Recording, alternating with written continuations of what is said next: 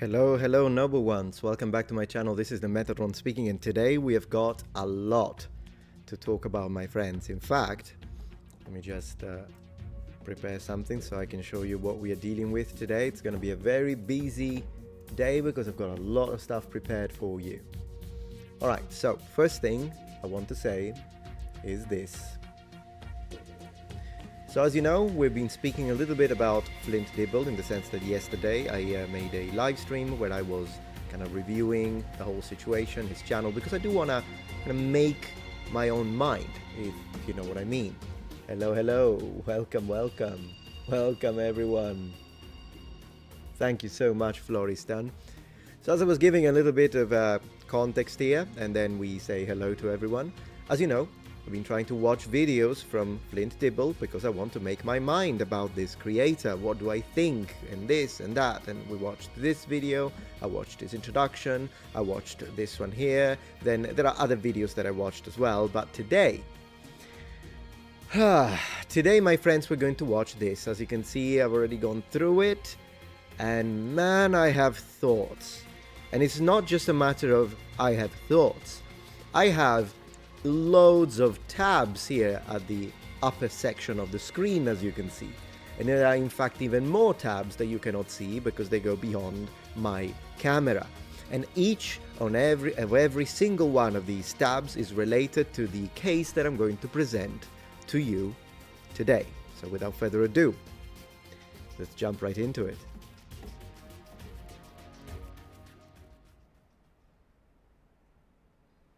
Okay, so we can start by removing the first tab that we are not using now. Boom, great. Let me have a look at who is here. All right, so a small planet. Hey, Metatron. Yeah, hello, Freedom Fallout. Finally getting on a live stream, and what a live stream, Protein Soldier on Twitch. What a live stream.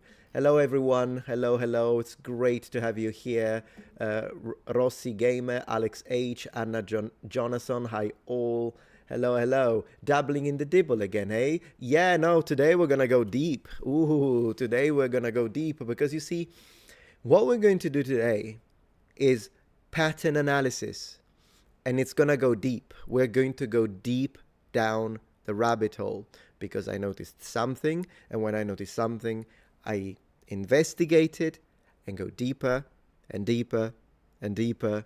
And yeah, I found some stuff. I noticed some patterns, and mostly some logical fallacies in the way Mr. Dibble presents his arguments. Now, do I hate Mr. Dibble? No. Do I hate his rhetoric up to this point? Yes. Do I sometimes agree with him? Absolutely. In fact, today, I will be fair. I will show you each and every single time I think he's using very well-known logical fallacies to present his arguments in a way that is dishonest. I will show that and call it out every single time, but at the same time, I will do something that my detractors never do with me. I will acknowledge when he's correct. I will stand by him when he says something that I think is right. So I will basically take his statements, even if I know that the broader rhetoric is something that I strongly disagree with. Still, if he makes a point, and I think is a good point, I'll say it. Okay? So that's what I'm going to do today. That's how we're going to organize the situation here. All right. Hey, Nicola, so good to have you here. I'm glad to see that there are plenty of members. I can see your name in green. We are starting. So today's Friday, so it's a live stream generally dedicated to members in chat. But what I'm going to do is I'm going to start with the open chat. Everyone can speak, everyone can say anything. And then as we progress through the stream, so I get a chance to say hello, people want to say things, then some people can become members, and then we'll switch into members and we'll continue as a member stream. But not the beginning, also because today is kind of a little bit of a special one.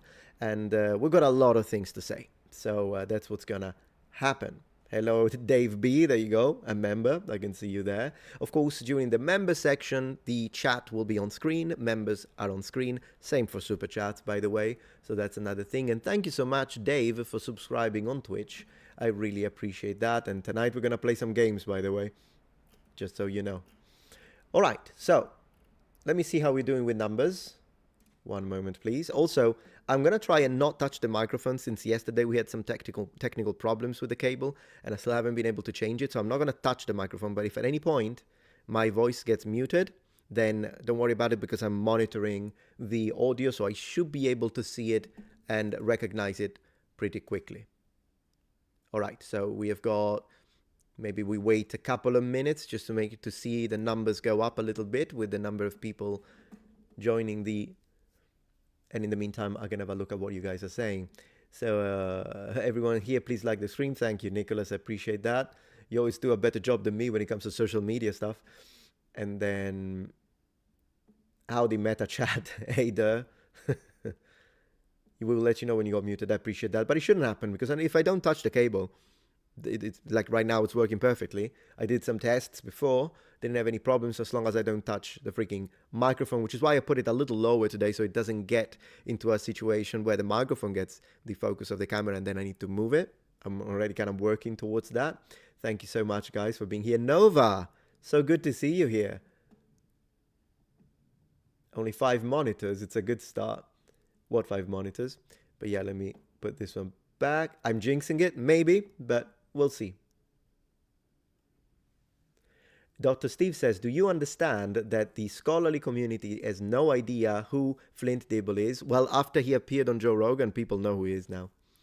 His back and forth with Graham Hancock is dumb and number. Yeah, sure, but he's not just talking about Graham Hancock, as you will see.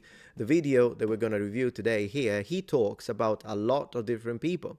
Now, if we look at the thumbnail already, we have got, who do we have that I can recognize? We've got Joe Rogan at the bottom, Graham Hancock top left, top right we've got the Dunking, bottom right we've got Jimmy Corsetti, and I haven't got a single clue who the heck the person in the middle is. And some of the topics that he's addressing on this video are conspiracies, harassment, lies, and pseudoscience. Now, out of these 4, of course, I'm against lies. I mean, obvious. Do I even have to say that? Obviously, it's wrong to lie, as long as it is a lie, though, because these days, and you'll acknowledge that, a lot of people say, oh, he's a liar, and then you see what they say, and I'm like, no, it's not that he's lying, it's that you disagree with him. So we'll have, of course, to make sure, and we will make sure, that every time he calls something to be a lie, that it is actually a lie, that is provable that that's a lie, and not that it's one of those situations where, oh, if you say something I disagree with from either a political perspective or a cultural perspective or the culture wars or even academia, and then you're just calling it a lie, because at that point that's a manipulation tactic. So that's one thing we'll have to see. Harassment, absolutely. That is something that I will agree with him right off the bat, even before we click. I'm always against harassment. In fact, I would like to underline, please, even though some of the things I'll show today might, depending on where you stand, might make you go mad, please don't go harass him. Okay, that's not what I'm trying to do here. I'm just trying to build a profile for a specific reason, which has to do with mainstream academia. And I do want, and this is a perfect example. And in fact, I've got a lot of other examples that are up here. I want to build a pattern. And then I want to show you and prove to you that there is a strong connection. There is a causal link. And then hopefully I will be able to then show what's wrong with some of these people on social media that are communicators. And in theory, they should be communicators of academia. And in theory, I would side with them because I am, believe it or not, on the side of academia, but then they fail miserably, and I want to show you why. So anyways, harassment, let's not harass anyone, okay? It's wrong to harass. It's wrong to try and take people's jobs. It's wrong to try and dox people. Yes, all of that is wrong. We can be decent and attack arguments. Then he speaks about conspiracies. As you know, I've spoke a little bit about this yesterday. And yeah, of course, there are plenty of conspiracies that I think are absolute total nonsense. One would be, like for instance, I don't believe that the moon landing was faked. To me, that's nonsense. Still, if you want to believe it, you're free to do it. Okay, I'm not going to come and attack you, but I will tell you my point. I think that's nonsense. I think that another conspiracy that we could consider nonsense is flat earth. I think that's nonsense, but there are other things that are labeled conspiracies, were labeled conspiracies, but then they turn out to be true. So it is also wrong to be too categorical, and anything that goes even ever so slightly on the sideline or contrasting where the current understanding is, whether it be mainstream, whether it be academia, whatever it is, if you ridicule everything and call everything a conspiracy, then the problem is that you will be also, 100%, you will be calling something that instead was true a conspiracy, and you'll miss out on the truth. So yes, when something is clearly a conspiracy, it's been proven it's a conspiracy. But then again, some conspiracies sometimes turn out to be true. And just because the mainstream bodies, the mainstream authorities label that as a conspiracy, it doesn't mean that it is. We still have to use our critical thinking. We still have to investigate, because remember, mainstream authorities believed that Copernicus was a conspiracy theorist. Pretty much. He was right. And I could come up with a long list of people that were in fact burnt at the stake, or that were persecuted, or that were forced to off themselves. They were right. But the mainstream consensus, often for political reasons, often for population control, often for mass hysteria, mass ideology, label them as conspiracies. So let's be careful with the way we wield this term right here. Galileo being another one. All right.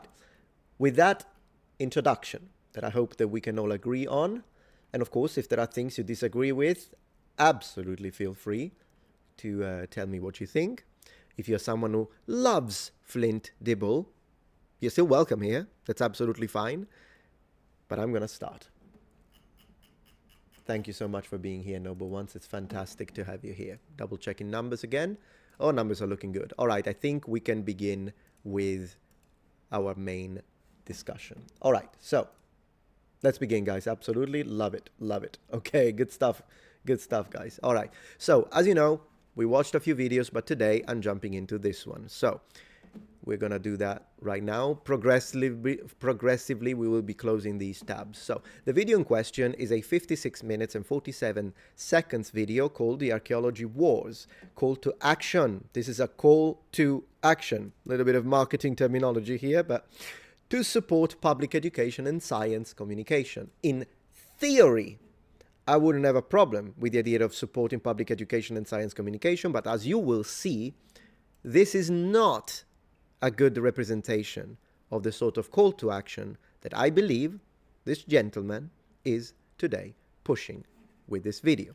Now, one thing I want to tell you before I click play is that I will be skipping sections. I've already watched this, but I will be skipping sections because I don't want to be copy claimed. So there are some sections from Joe Rogan Experience. Every time I have shown sections of the Joe Rogan Experience for an extended period of time during my live stream, the live stream gets blocked, and then you get a message which says the live stream is now blocked because of a copyright claim. Usually, if I stop watching that and move to something else, within 60 to 120 seconds, so a couple of minutes, the stream is back on. But I would like to avoid that. Oh no, it's not really a problem with Joe Rogan, because every time I've asked separately on my videos, can you please, this is, what is it called? Not free speech, what is it called? Anyways, the exception that allows me, the copyright exception that allows you to speak, can't think of the word right now. His team is pretty quick. Usually within 1 day, they will remove the copy claim. So it's a bot. He has always been pretty good at removing it quickly. Fair use, thank you.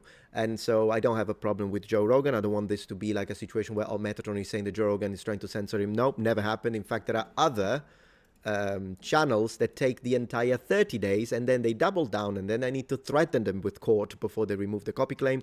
Generally speaking, Joe Rogan's team is as quick as 1 day and they remove it. But during live stream, the bot still finds it. So there is only one little bit that I have to show, and hopefully that will not block. But there will be other sections that I will skip. But every time I will tell you what was said in that section, and you will be able to double check that on your own if you wish in the original episode, because of course, this is on Flint Dibble's channel, clearly. So with that being said, let's begin to see what the problem is with this video.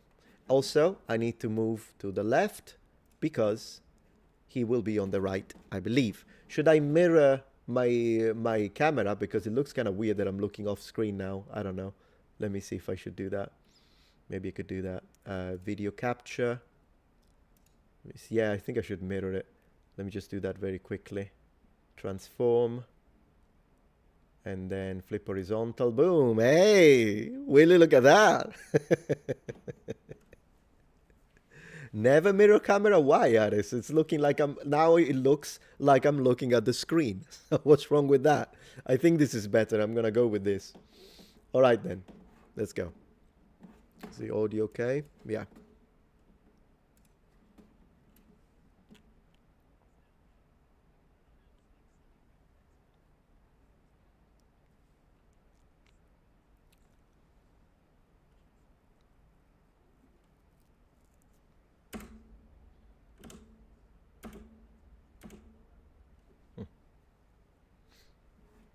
Sorry, I noticed you don't have audio. Apologies. Audio's now there. Archaeology today is now dead. Perhaps the extremely defensive, arrogant and patronizing attitude of mainstream academia is stopping us from considering that possibility. They're just crackpots, are by the exist have been and I'm very compromised. Hello, everybody. My name is Flint Dibble, and I'm very happy to see you here. And I want to talk to you today about pseudoarchaeology and some of my own personal experience from going on Joe Rogan to debate Graham Hancock, and sort of the ways in which I think about engaging on social media, and why we have to speak up and engage and support each other who are engaging. This is extremely important in my own mind. Okay. So for those of you that don't know, Graham Hancock's brand of pseudoarchaeology is that there's a lost advanced civilization from the Ice Age that taught hunter-gatherers all that they know. So that's what I'm going to focus on. Yes, that's the first thing I would like to say. As far as I understand, Graham Hancock, even though I personally disagree, I don't believe in the Ice Age civilization. With that being said, I don't think he has ever claimed to be an archaeologist. If you know otherwise, let me know. Look, I want to be clear. I used to laugh at this shit too. I believe that denial. Okay, I'm going to skip this section from the Joe Rogan Experience, but let me tell you, this gentleman here is talking about how there were some devices underneath the pyramids, and then the pyramids were used to build electricity because this electricity was used to power electrical devices used by ancient Egyptians, aliens. That's the summary of this section, okay? Of course, I don't believe in this either. So there is that. All right. Evidence of a device. Look, I know it's really silly that people believe this from our own lived experience doing actual archaeology, but it's real, and we have to speak up. The reason why is we live in an environment, a social political environment, where fake news, misinformation, and disinformation are having real impacts on things like the public discourse around climate change. Okay, so at this point, I want to begin my first counter argument to the positioning acquired, held by Mr. Dibble. So the first thing I would like to say is he's now speaking about fake news. Okay, now what I would expect from a neutral professional, because he's a professor, right? What I would expect from a neutral professional is that after saying this, since now he went from the purely academical sphere into the socio-political sphere, that he will now call out misinformation and fake news on both sides of the political spectrum, because that's what a professional does. Given you could tell me, as some people say, oh, but Metatron, you don't do that. You because some people call me a right-wing grifter. Occasionally people call me woke.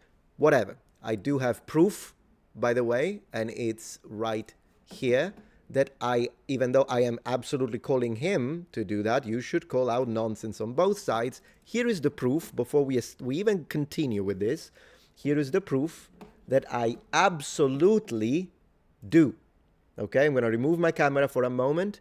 The videos on the left are videos that triggered left-wing people, and videos on the right are videos that I made that triggered right-wing people. Because the reality is that I do not care if any form of misinformation, and I'm going to tell you about all of these. So, but what did you say in this? I'll tell you as we go forward.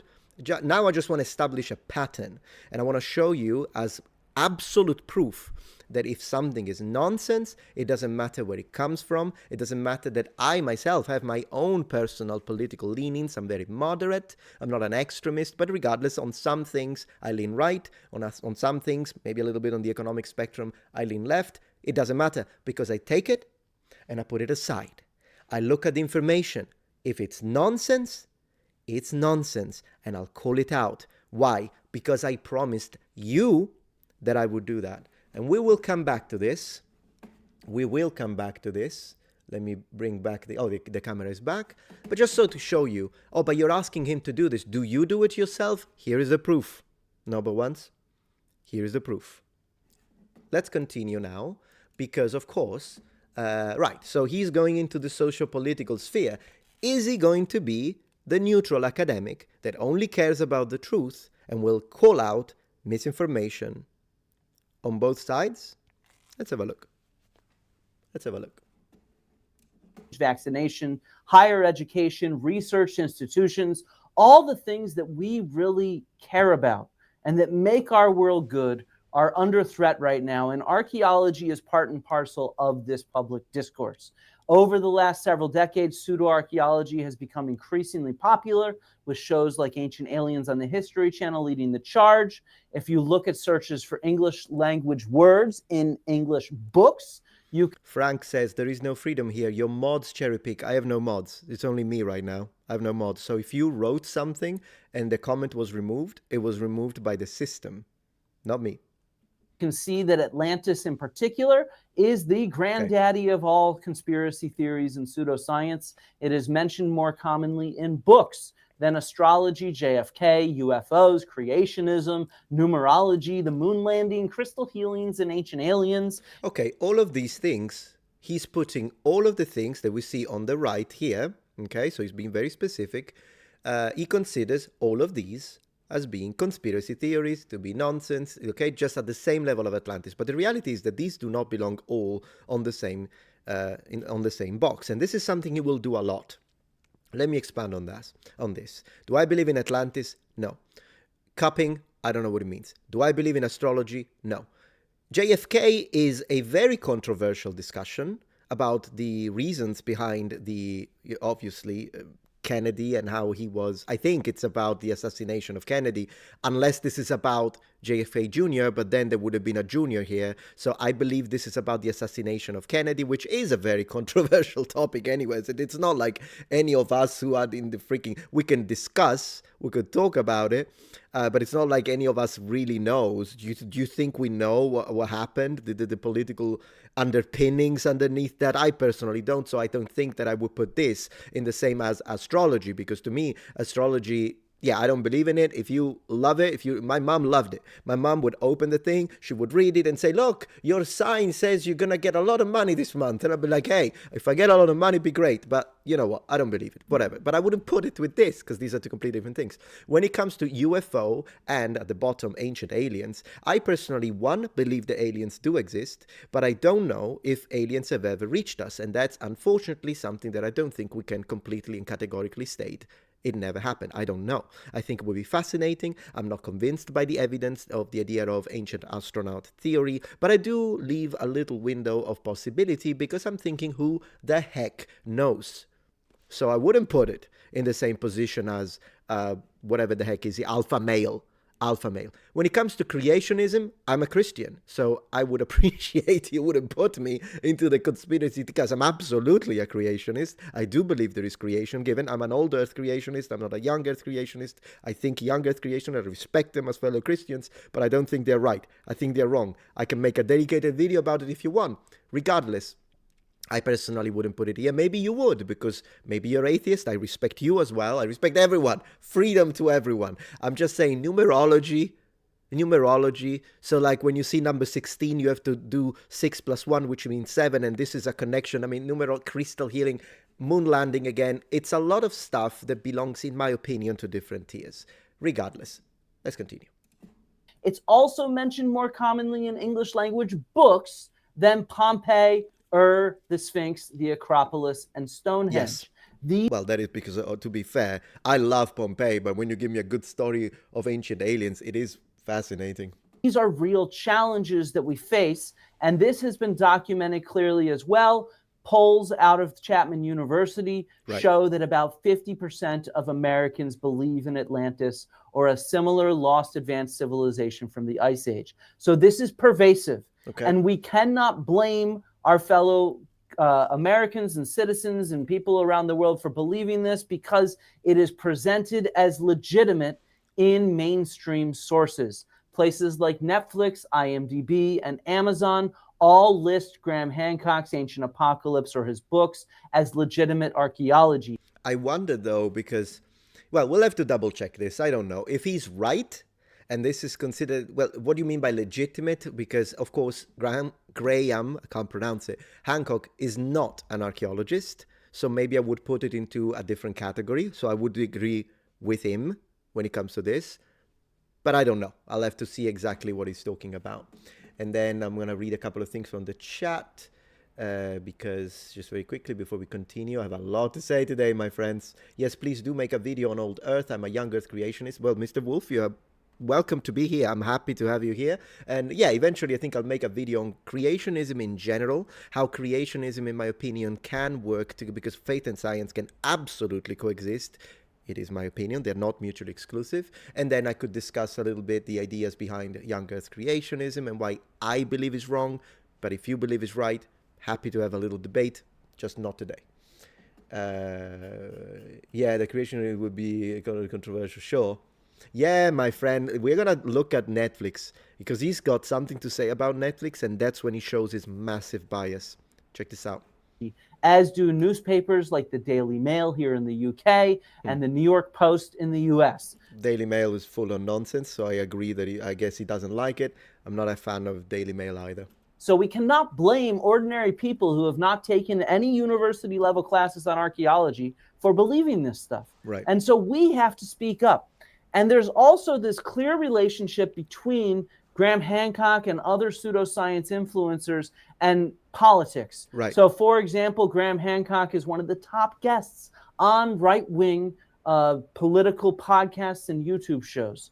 We can see him here. He's in the list with all these other right-wing individuals. So there's a clear overlap in relationship between politics and pseudo-archaeology. I would like to make a comment on this because today is going to be a really spicy one, guys, and I'm just going to say what I think. I'm just going to go all in. I'm not going to censor anything. I'm not going to try to be like, oh, I don't want to say that because it could offend people. You know me, I'm just going to say what I think. So he just made a statement. And, you know, I like the fact that I can present an opinion from a moderate perspective. So he says, Graham Hancock tends to be invited or is invited by right-wing influencers, right? That's what he said. I would like to add a little factor to this, though, because you know me. I wouldn't mind having Graham Hancock here as a guest, just like I wouldn't mind having him here as a guest. I don't care if you're left, right, center, apolitical. You can, if you want to talk, you can come here. So at the end of the day, I guess, would he think that now because Graham Hancock is on my channel, then automatically that makes me the furthest right on the planet? I don't know. I don't want to put words in his mouth. But I do want to ask this question, Mr. Dibble.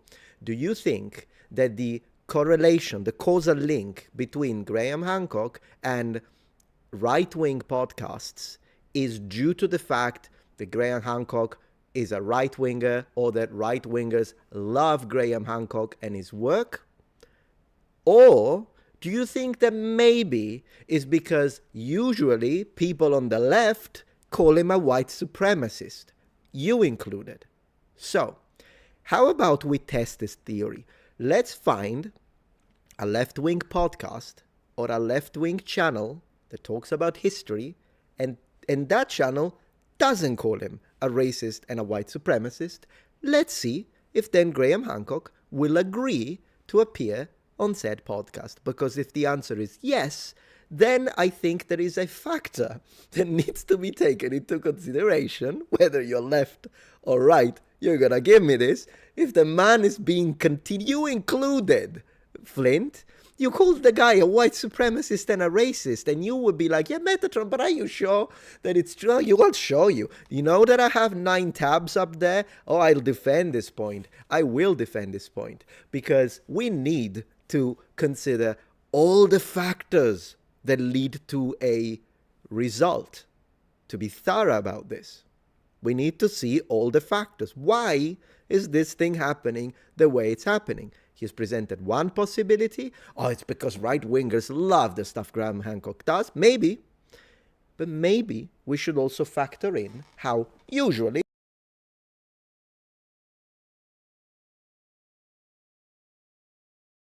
and aren't moderate like me tend to call the guy. Why would you, like, you're a white supremacist and a racist, you're pushing white supremacy, Oh, he doesn't come to my podcast, he only goes to the podcast on the right wing. Well, maybe ask yourself why, is all I'm gonna say here. You're not a racist, Metatron, but look at your chat right now. Well, you know what? I'll have a look at the chat, but this idea that, as I told you, my audience is mixed. Everyone is welcome here, and as long as you don't push complete, utter hatred, if you don't push hatred, I don't care. I don't care if you say something. I don't know, I'm offended by it. I'm not offended. I don't get offended by anything. Let's see, Joe Rogan is also a liberal, says Duchess. Well, I think by now, I think Joe Rogan used to be a left-winger.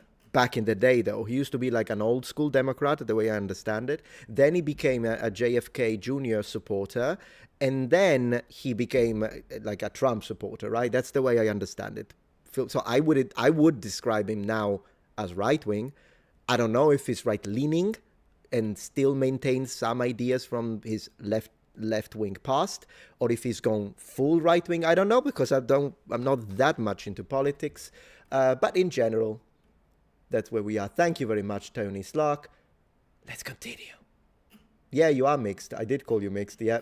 I mean, mixed politically, but even you guys, I look at the analytics, you don't. You guys come from all over the place. I've got people from all over, and I'm happy about it. I love it. But please, Mr. Flint, continue. Back in the 90s, authority figures were the gatekeepers. They controlled everything. If an authority figure in a discipline like archaeology said, Hancock is completely wrong, he's made all this stuff up, that would generally be believed, not by everybody, but by the majority of people. Today, to have a mainstream authority figure say that to me is... Blah, blah, blah, blah, blah, blah, blah, blah. So I don't have it in one long stream. Blah, blah, blah, blah. Okay, no copy claim. Actually an advantage, because people are so distrustful of authority, and rightly so, because we've been lied to by authority figures in all fields for so long.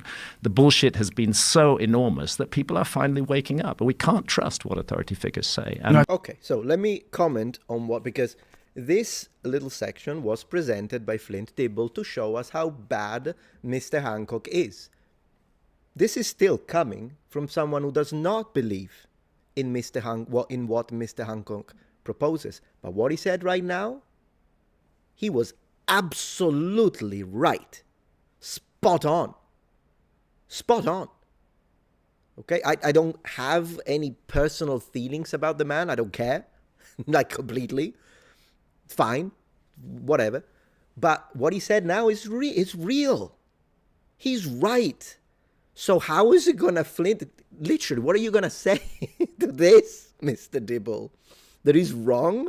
That currently, that in the past, academia would say something and everyone would be like, oh, yeah, you're right, blah, blah, blah. But now with the advent of social media, with the advent of the internet, the access of more and more people to information in the massive information / disinformation age, now we know that we're being lied to by mainstream academics and professors. I do this all the time, and guys, I can prove it. I've got them all here. You'll see this is a fire stream. So what he said, that we cannot, that doesn't mean everyone, by the way. Of course, there are academics that are fantastic, that are, they do follow the law, the rule of academic neutrality, that they just look at the facts, that they don't push politics, that they're not here for a message, they don't virtual signal, they don't do dog whistle. Of course they exist, and I love them. I have plenty of contacts within academia, my team included, that are fantastic. But you also have the horrible professors that are using there, and that's a fact. That's a fact. And they lie. And now we don't trust them. He's 100% right. 100%. So how is Flint Dibble going to respond to that? How is Flint Dibble going to respond to that? I kind of want to replay this a little bit. So, because we've been lied to by authority figures in all fields for so long, the bullshit has been so enormous that people are finally waking up. And we can't trust what authority figures say. And Sometimes we can, but in general, you want to use your critical thinking. He's correct. He's correct. I think we can thank the internet for that. We can thank the internet for that, yeah. What is arguably the most compelling example of a lost, ancient, globally connected civilization, and which just so happens This whole narrative of climate science has been people being an ancient or that. You're shaman, as he's called. I forgot his. All right, so I'm going to skip. I had to skip the section where Joe was speaking because I don't want this to be copy claimed. Now I will tell you what they're saying here is just that it's irrelevant, and I don't want to have any problems with copy claims and stuff. But what they're going to talk about, the Dunking and Jimmy Corsetti, mostly Jimmy Corsetti, I'll talk about him a little bit, by the way, is that he was speaking, I think, about January 6th, is it? And there was one of the people here. I'm not interested. I don't even know why he's presenting that. Here we go. There he is. They talk about that guy. I don't care because I don't know anything. And here we get into the actual part. I do want to acknowledge Jennifer Silves for the support and the super chat. Thank you, Metatron. No, thank you. Now look at this, and then I'll show you what I'm showing you. Earth. Just as there has historically been a clear relationship between pseudo-archaeology narratives that strip indigenous people of their credit for their own heritage and colonialism as well as white supremacism. This is well documented. I'm not a native English speaker, but isn't it white supremacy, not white supremacism? I could be wrong. You tell me if they're both correct. Not trying to be an asshole, but do keep in mind because we are getting to the fire. We are getting to the baptism of fire. I've got a lot, guys, about this specifically. I'm going to let him finish this little section, and then we go, and you will see. I'm not wrong. Well, good to know. Both are correct, you say? Well, whatever. I was just asking because I never heard anyone say white supremacism. I've heard people say white supremacy, but maybe they're both correct. I haven't got a clue. Both correct? Okay, good stuff.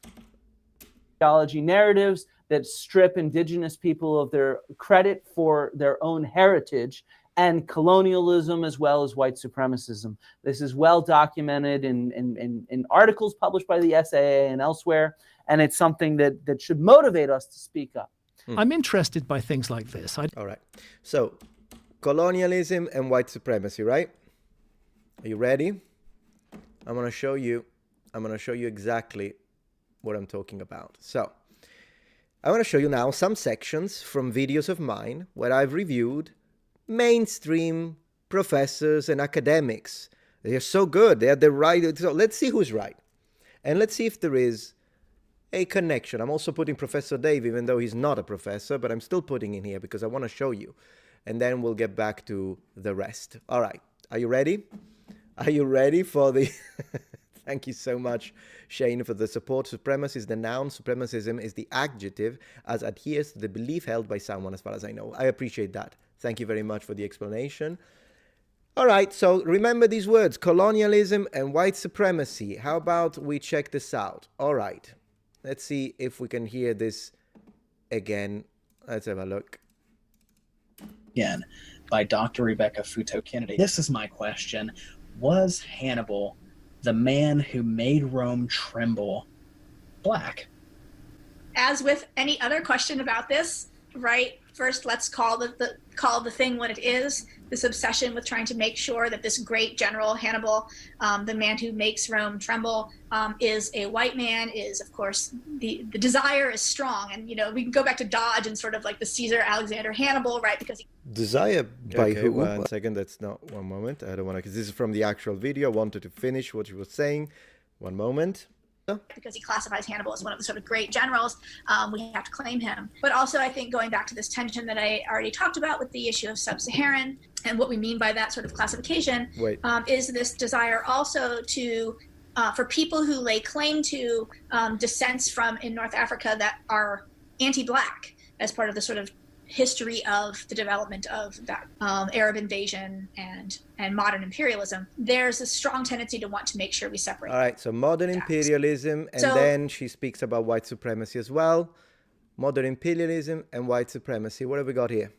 Economic neutrality and no politics, right? No politics. It's really quite racist, actually. Conquer their sexuality, white supremacy. All right, this one was in New York. Next. Let me see. Okay. She's talking about Roman emperors. So someone asks this professor, can you tell us who's the best Roman emperor? What are you expecting to talk about the policies, to talk about history? Let's see. In the Kino corner, which Roman emperor was objectively the best? The best. Okay, if the answer is anything but... Sorry, I'm speaking a little bit. Okay. I'm going to let her speak. No, but jokes aside, this is... Sorry. I'm muting myself because I just want to give time to her. She needs to speak right now.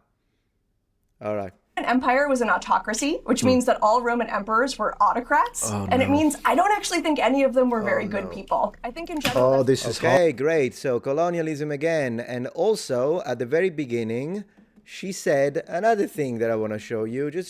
I need to paint this picture, guys, because we're getting to absolute nonsense. Where is it? There she is. All right, let's see.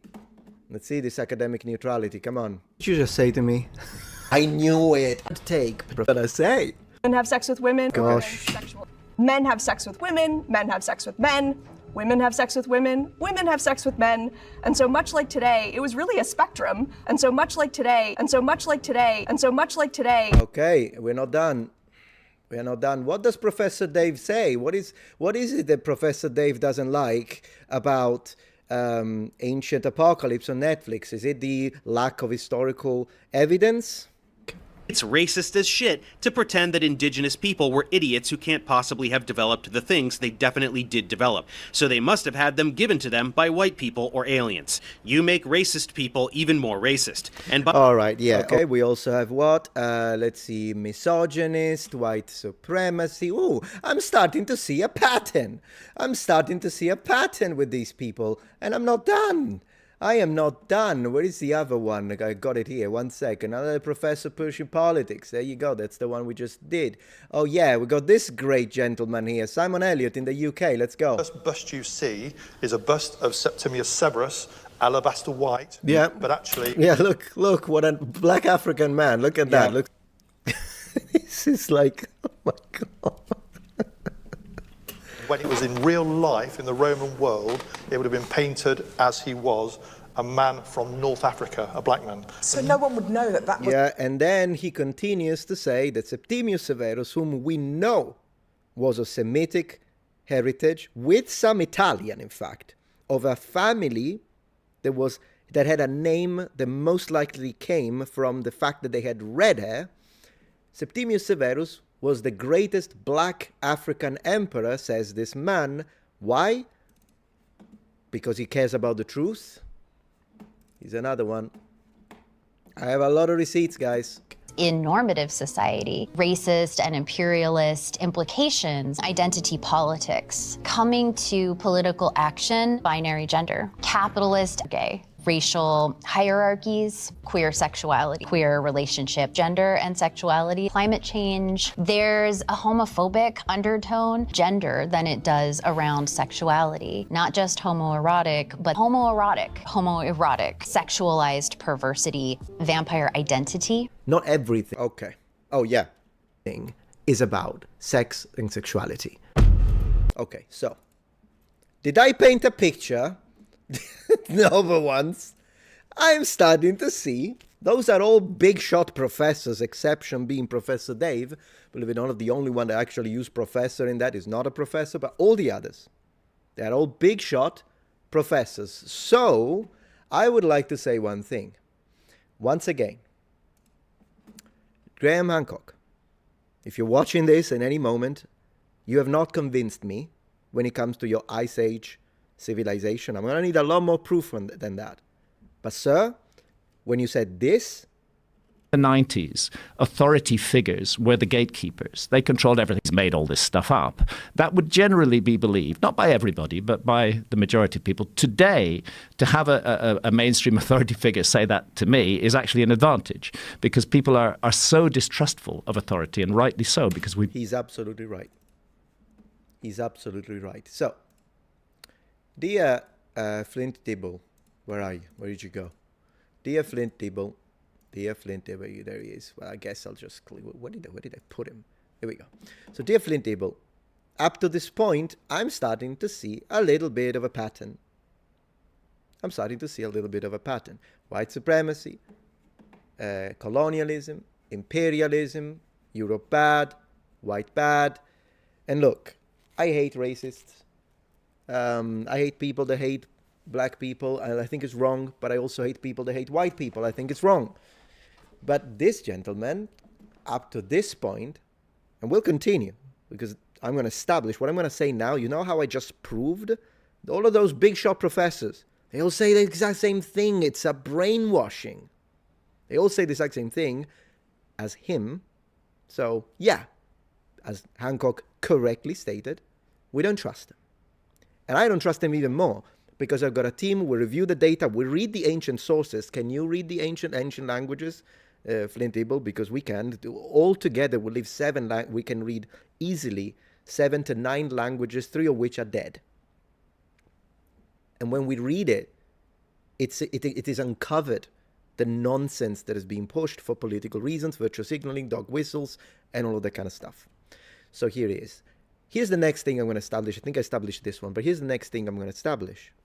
Is he going to apply, like I do, the same kind of scrutiny and the same kind of calling out the nonsense on both sides, particularly when discussing Netflix? How about we check it out?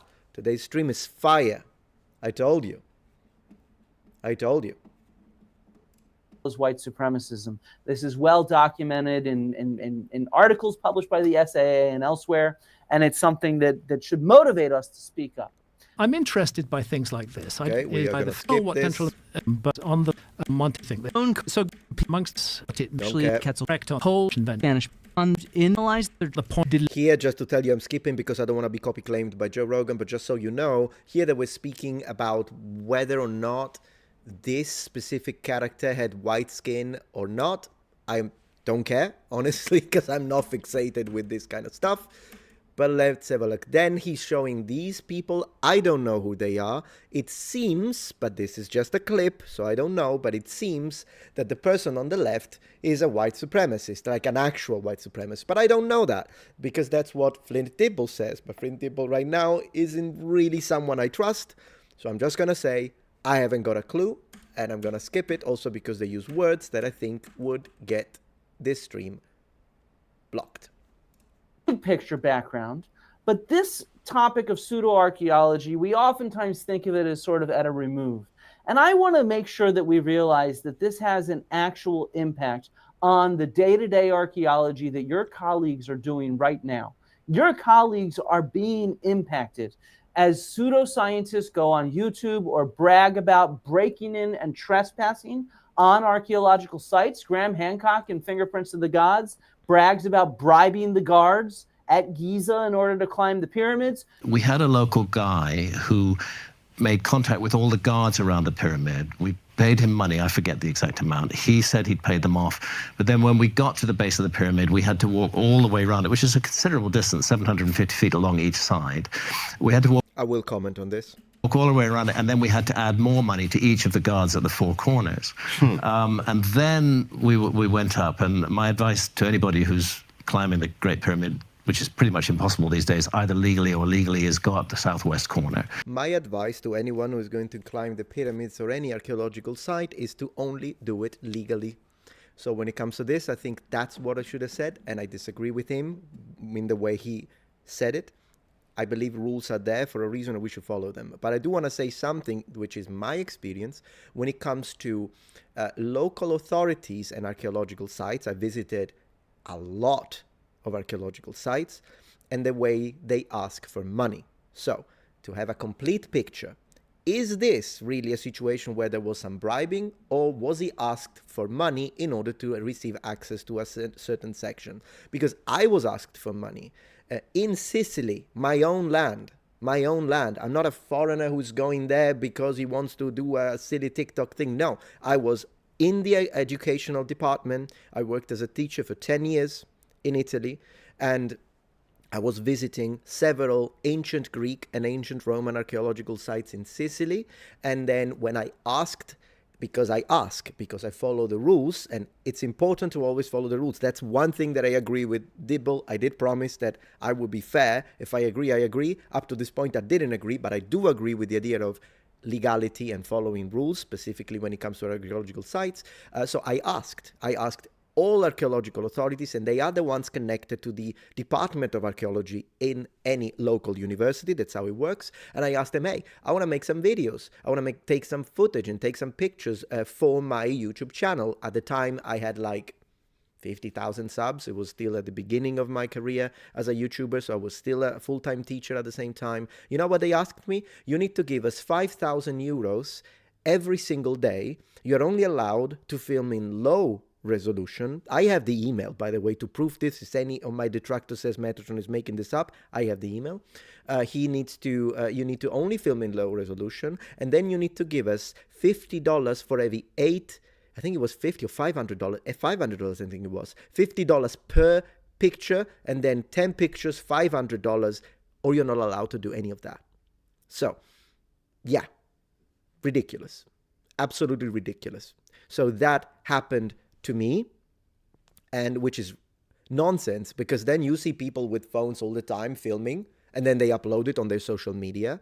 So there is that. And besides, at the time, I couldn't afford that, which is why I had to stop filming in loco. I only had an opportunity at one of the temple sites because the person there actually decided, you know what, yeah, just do it, don't worry about it. And so I filmed. So this does happen.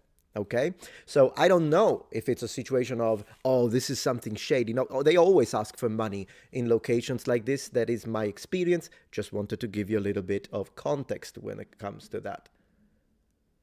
Vlad says they announced they are NAZIEIS in the party. They don't announce it exactly, but yeah, it does sound like they follow that kind of ideology. But because that word gets me yellow $sign, I'm going to skip it. It is what it is. I can't show it, guys. So it's not me. Sorry, I hate the game, not the player.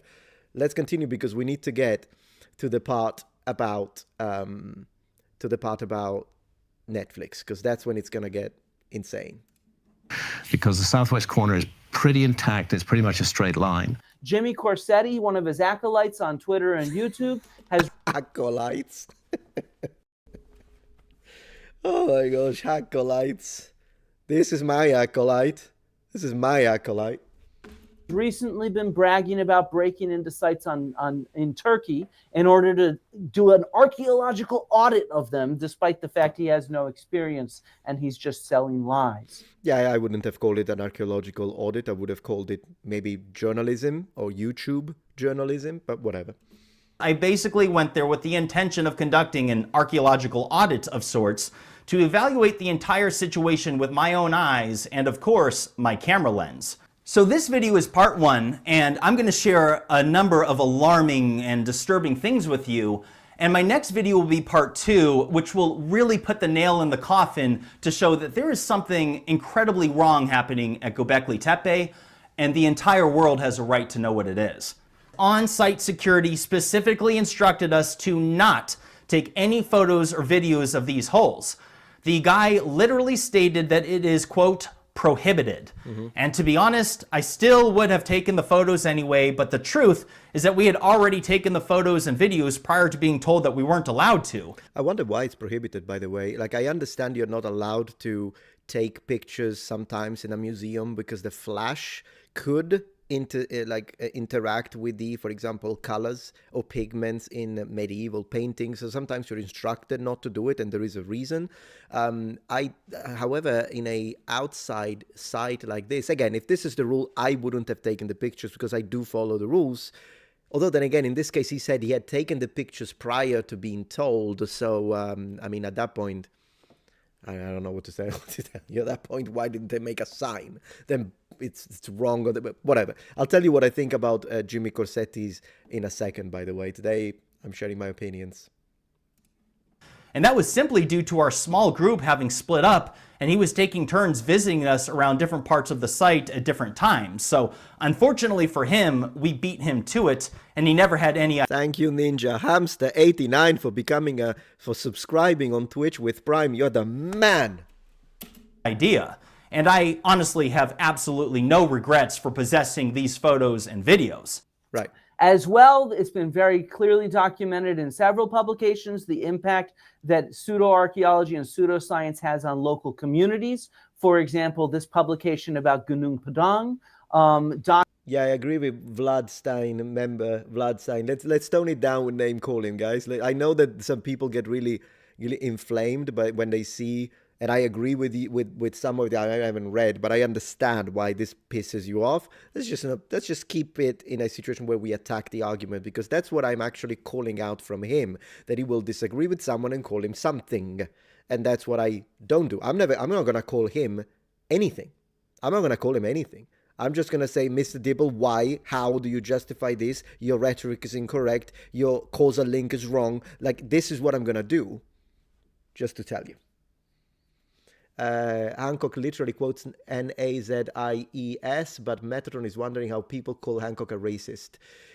You'll have to prove it, but we'll have to see. Again, yeah, of course, I wouldn't quote N-A-Z-I-E-S, but I don't believe, it's not that I'm saying that you're lying. I'm saying, first, let's review the evidence, and then I'll tell you what I think. I do, however, not believe the Hancock is a racist. I don't believe that, personally. But let's continue. Documents the floods of New Age tourists that have showed up in Indonesia after this site has been proclaimed Atlantis.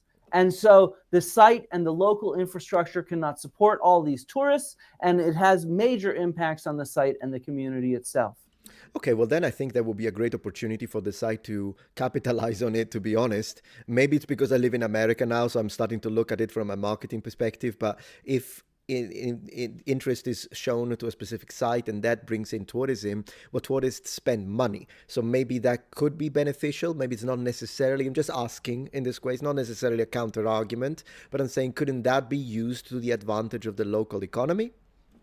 At the same time, there's a clear relationship between pseudoscience and the impact on vandalism and looting and forgeries. So on the right is a pseudoscientist, Marcel. Prove it. M, you say I'm not unbiased? Okay, fine. I mean, we all have a little bit of bias, by the way. I do admit that. But what are you basing that on? In the meantime, I'm going to show some super chats. Thank you so much for the support, Giovanni. Metatron, ti voglio bene, but you're wrong. About what? The two guys you skipped because Flint says so, they say themselves, okay, I didn't say they're not. I didn't say they're not. So I don't know why you're saying, great. Yeah, I did say maybe they're white supremacists. I said that. I mean, I did say it. They say they use Hancock as bait to introduce people to super... Okay, great. Then I dislike them. Fantastic. So I think we are on the same bandwidth. And Dan the Jedi, good to see you. Sorry, I'm racist. The WRC is better than... I don't know what that means, but I think you're referencing to something fantasy. Maybe it's a joke. And there is that. Okay, thank you, guys. But yeah, anyways, it's good that you mentioned that, Giovanni. I appreciate the super chat, because it was an opportunity for me to clarify. I skipped it because they use words that are going to get me in trouble with the system. Okay, but I do, so I know that they're using words that to me look like, that's not good. That's a big red flag. So yeah, I agree with you. Foti, who believes that the pyramids were built out of conglomerate blocks that were, geopolymers. It was a joke on racing, not racism. I see. So you're a racist because you race. That's actually something I don't know, guys. I didn't understand it. Apologies. Yeah, it's a joke about car racing. Apologies, Dan, for not understanding, but thank you. Oh my gosh, it's funny.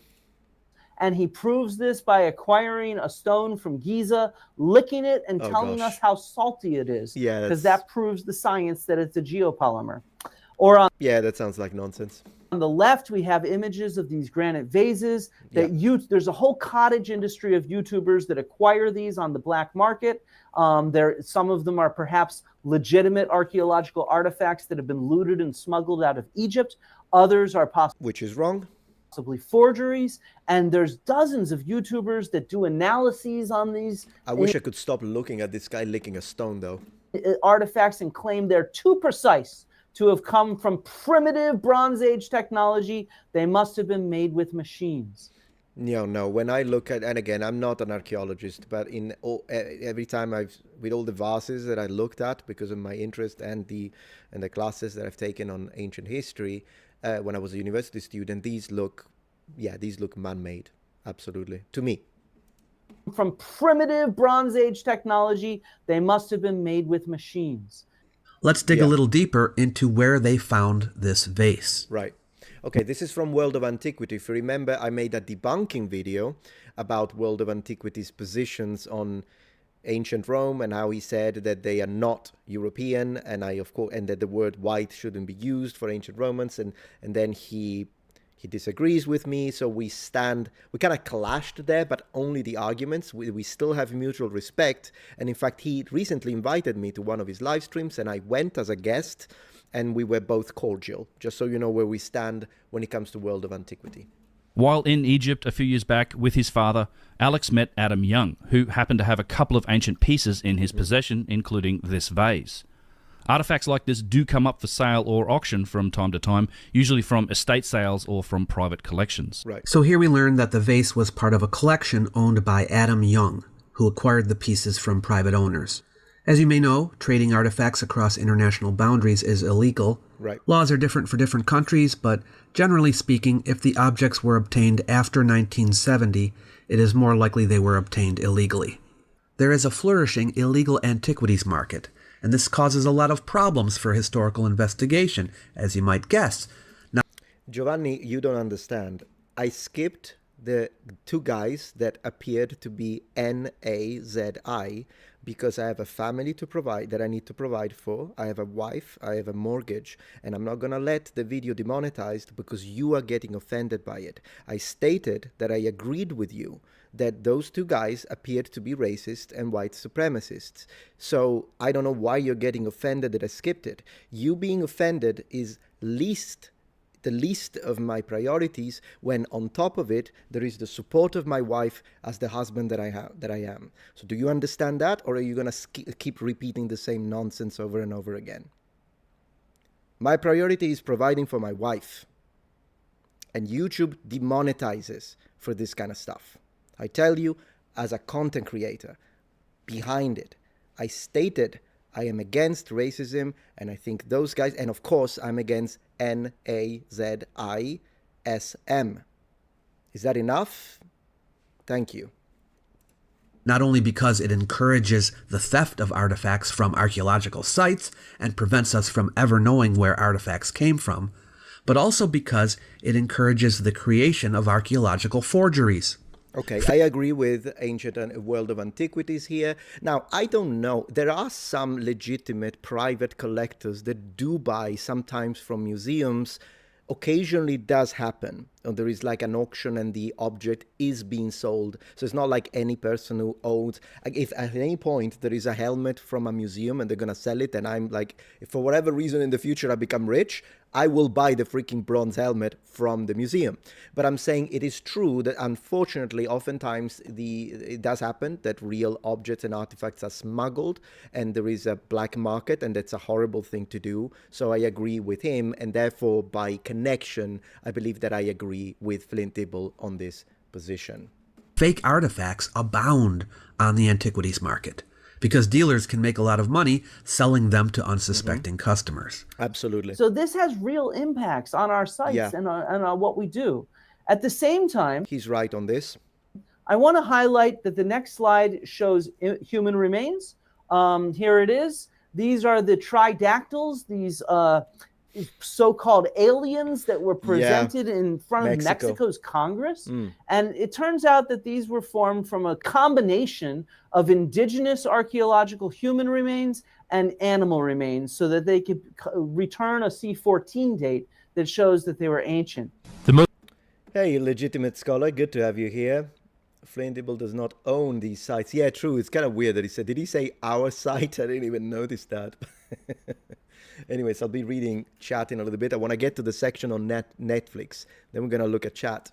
Most intriguing criticism of the mummies to me is that the back of a llama skull looks very similar to the face of the mummies.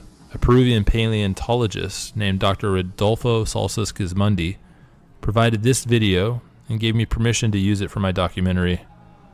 It does look strikingly similar to the facial structure of the mummies, and in my opinion, it's the best physical evidence that skeptics have put forward so far that shows that these might have been manufactured. And so this is the kind of damage that is done to this heritage here, just disrespecting and desecrating. Yeah, that's horrible. So I agree.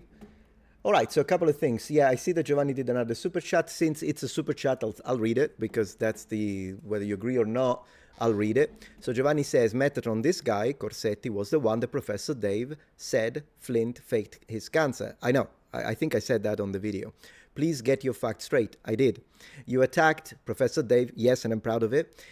Well, his arguments, though, mostly his arguments. And you got this wrong, too. Can you please fix this? No. I did say that it's wrong. When I did actually defend Flint Dibble, even though, as you can see, I have a lot of disagreements with Flint Dibble.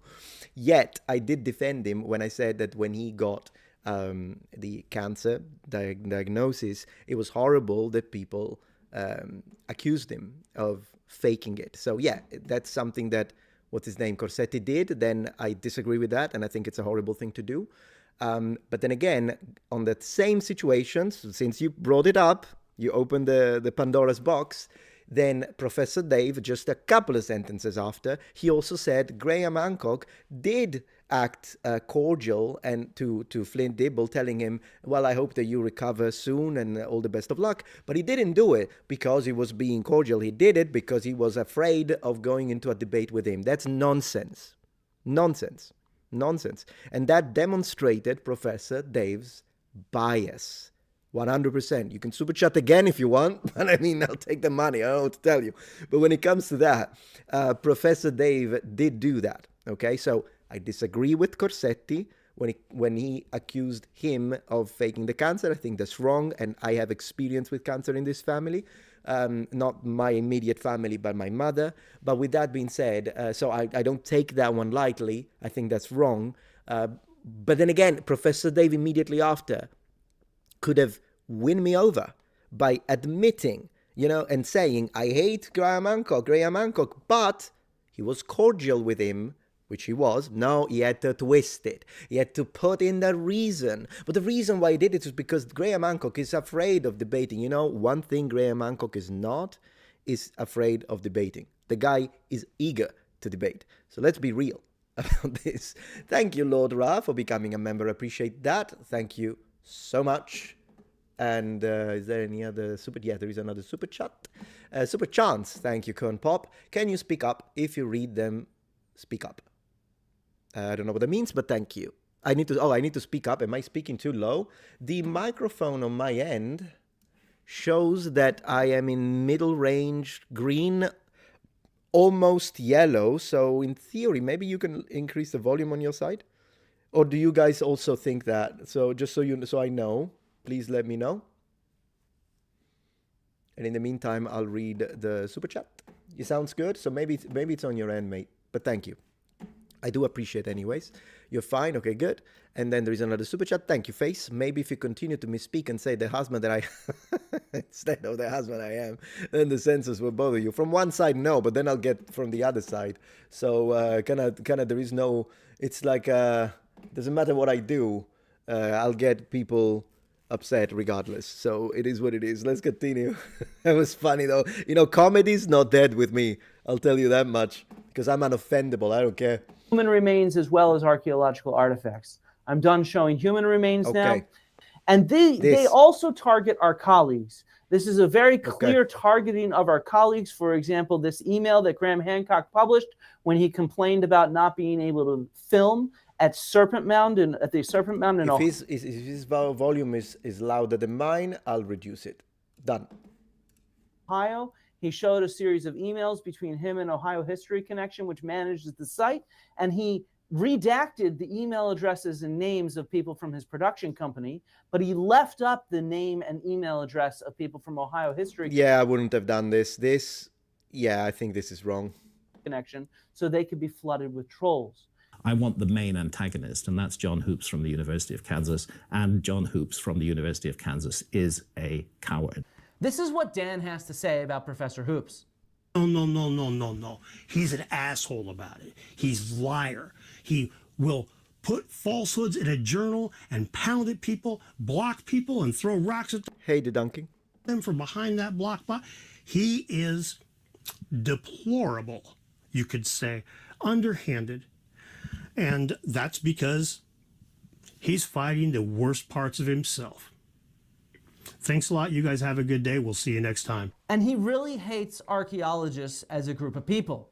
Most alternate historians. Yeah, one thing to say about this, he will continue to show now, just to give you full context, okay? Because when things are not shown in full context, they may appear for what they're not.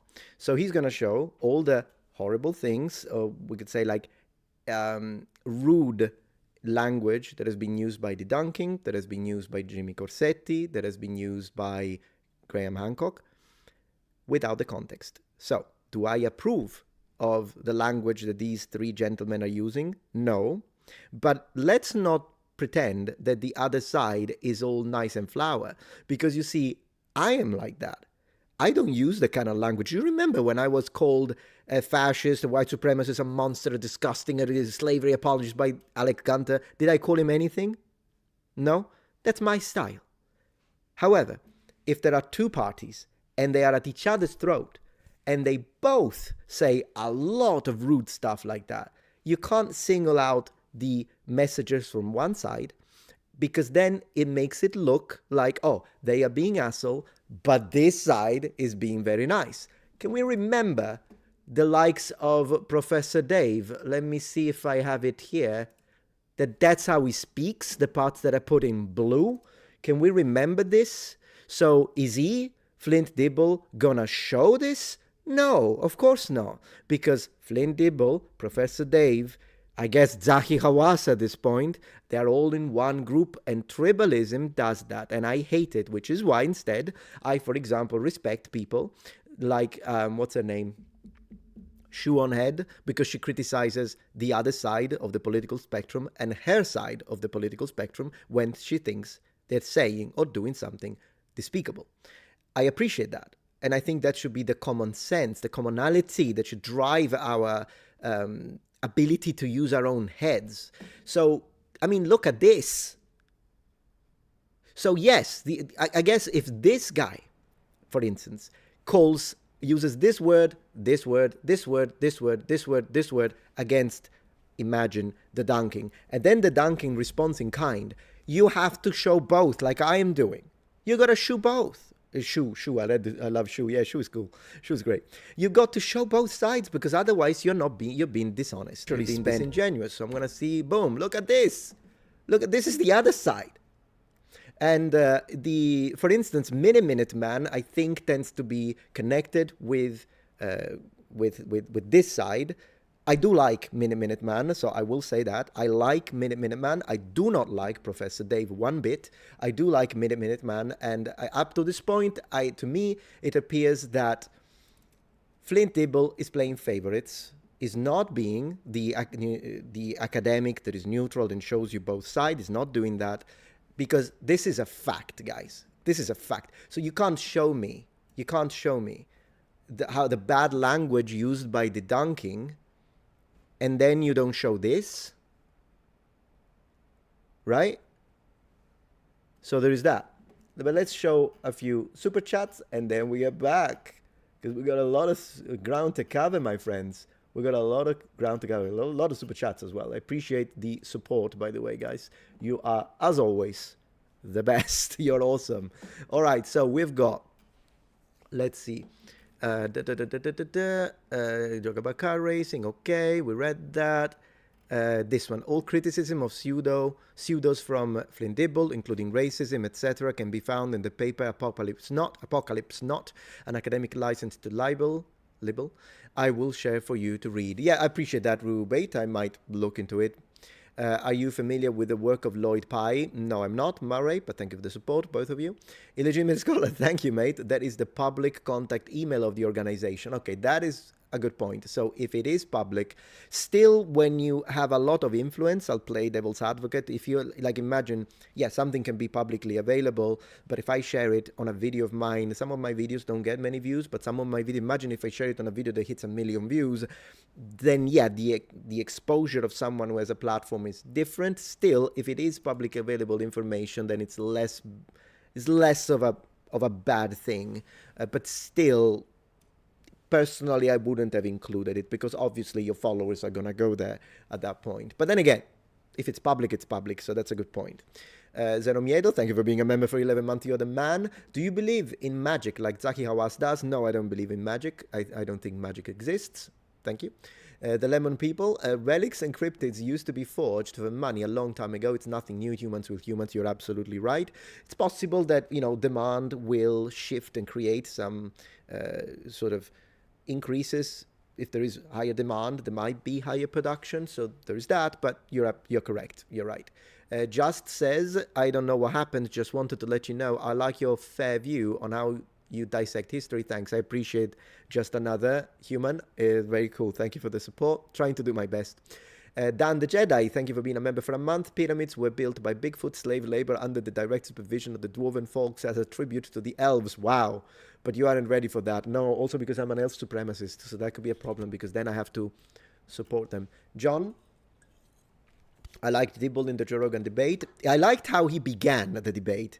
I like that you said that. I'll specify in a little bit. He's, however, insufferably cringe and elitist at times. I don't know if I would call it an elitist, maybe more of a gatekeeper, but yeah, I think we are on the same.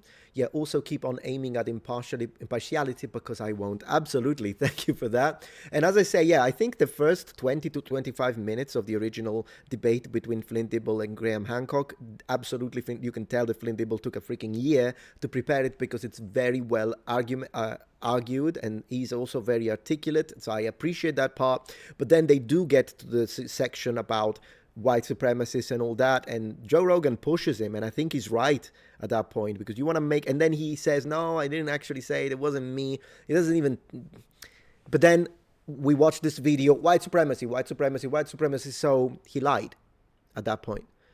I understand the pressure. You are on a 20 million subscribers podcast, Joe Rogan, and you are there, cameras rolling. I guess is it live on air? I don't know, but definitely they're not going to edit it out if you misspeak, and then you're being pressed and you weren't expecting it, maybe, but then you deny it. And no, I didn't accuse him of being a white supremacist in connection to Ancient Apocalypse. And then on this video, he does just that. Then, yeah, I mean, at this point, I would have respected it more. I still don't respect it because I do not respect that unless someone is an actual racist and you got to prove it, you shouldn't call them a racist. That's my position on that. But hey, yeah, I am an elf supremacist. I admit it, absolutely. 1 second, I'm checking stats very quickly. Looking great, looking great.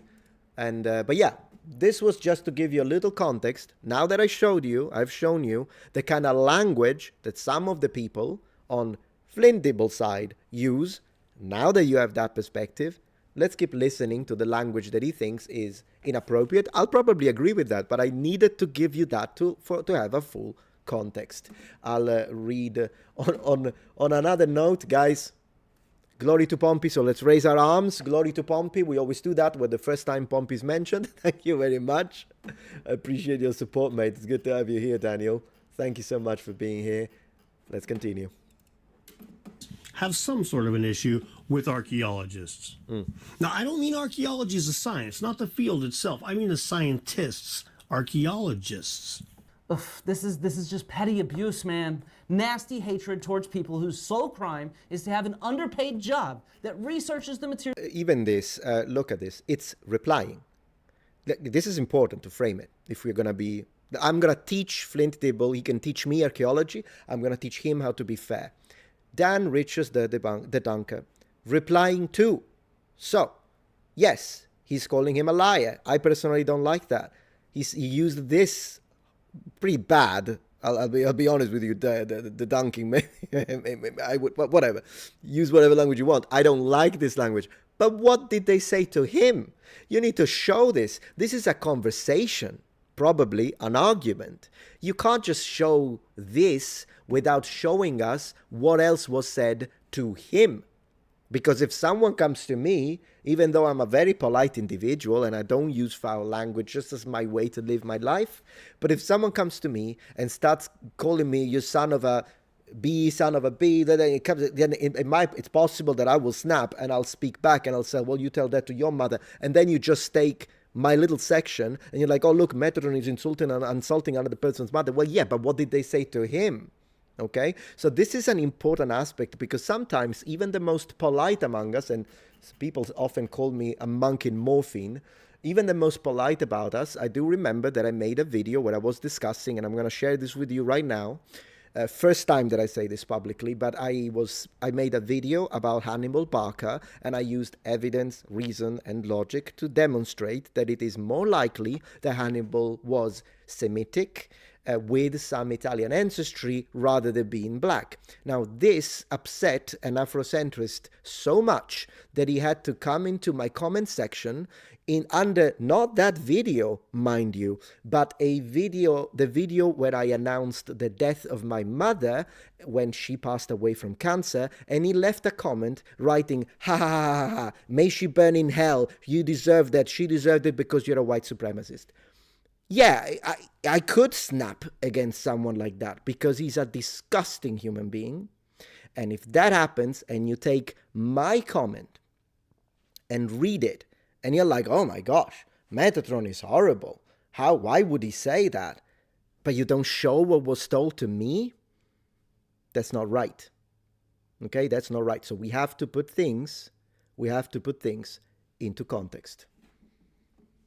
Well, luckily for you in chat, where are you? Luckily for you, Jimmy. I'm a pro freedom of speech guy, so I'm not going to remove your comments, even though you keep saying Metatron. Fine, you keep doing it. Freedom of speech. Material remains from human history and prehistory. Why? Because we tell the truth about Atlantis, that it never existed, and that believing in it is like believing in flat Earth. That's just scholarly consensus. Archaeologists are lying about the history of Atlantis. His acolyte Jimmy Corsetti has done similar things. I honestly cannot believe the current state of modern archaeology today. It appears to have been corrupted, or at best, totally mismanaged at such a level that is now preventing us from actually learning information about our ancient past. He has, for example, after the SAAs published a letter denouncing ancient apocalypse, Jimmy Corsetti replied by doxing the entire board of the SAAs, their names, their photographs, and their emails. Yeah, so let me show you what doxing is, but once again, we need to see if this was public information. If this was not public information, then I would disagree personally with what Jimmy Corsetti did. I want to say something else about Jimmy Corsetti, and I will in a second, but just to give you a definition, I prepared it here. For those who don't know, because maybe English is not your first language, doxing, the action or process of searching for and publishing private or identifying information about a particular individual on the internet, typically with malicious intent. So as we continue, doxing is the act of publicly revealing personal information about someone without their consent, often online. And then we see other things. Doxing, sometimes doxing, is the act of revealing identifying information about someone online, such as their real name, home address. Usually this is the one that is the most frowned upon, and personally I think it should be illegal. Now, I don't know how it works when it comes to crime and laws, particularly stateside here in the United States. I don't know how it works, but of course, unfortunately, when it comes to content creators, this can lead to catastrophic situations. Like this can lead to the passing of people, unfortunately. So I think this is the worst of all of these, but in general, workplace, I disagree with that. It's wrong to try and harass someone's workplace and take away their ability to support themselves and make money. And I would not encourage that type of behavior, whether even if it's my greatest enemy. I would tell you, guys, don't do it. Like if someone comes to me in chat, in Discord, and tells me, hey, you know that hater of yours, I got the personal information. Yeah, don't say it.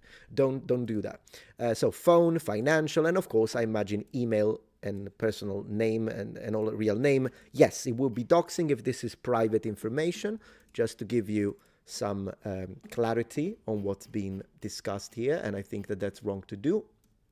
I think we can all agree with that.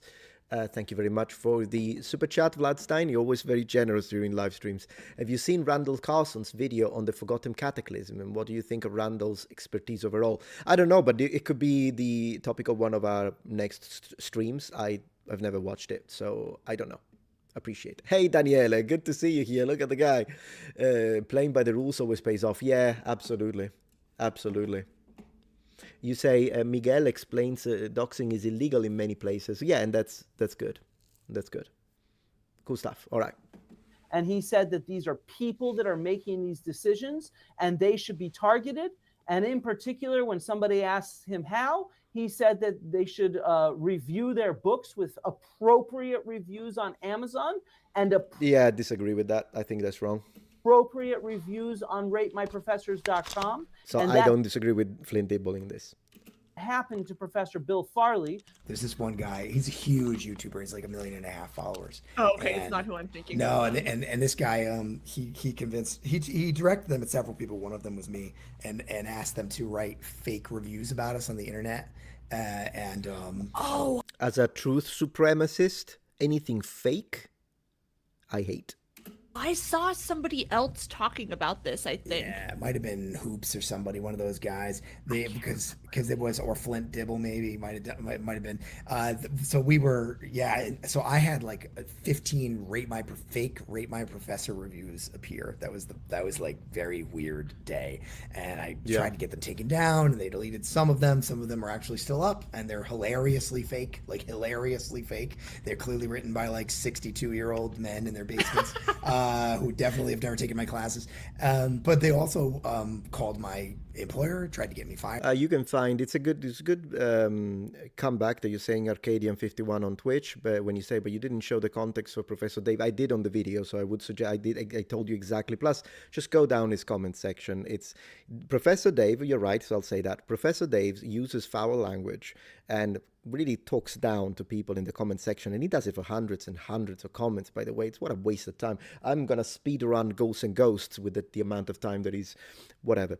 But he replies with that harsh language either to haters who call him names, so at that point is hate for hate, do you, but also to people that simply disagree or misunderstand but as otherwise being decent. He'll still do it. Don't believe me? Just go down any of his videos and you'll see. I had a whole day on the phone with HR and my dean and the police department, the university police department. Us professionals, those of us with an education and decades of experience, we have this knowledge at our fingertips to be able to understand the context of the actual evidence we have. And so in today's ecosystem of information and misinformation, us professionals need to be speaking up. At the same time, we cannot... And you professionals also need to be impartial, sir. ...not rely on the media and on public science communication to actually represent us adequately. So often we see headlines saying... Thank you so much, Captain Cooper, for becoming a guardian. This stream will soon be switched to chat for the remaining of the stream for members, so do stay on. Thank you. That archaeologists are baffled. We are constantly baffled and shocked and surprised and stunned by everything that we find. This is just, we are perplexingly confused at the mysteries That's of the funny, past. though. If you listen to the media or to YouTube or to social media or really anywhere. This actually kind of reminds me of when people use in the comments, in the title of their videos, and they say, he said this and instantly regretted it.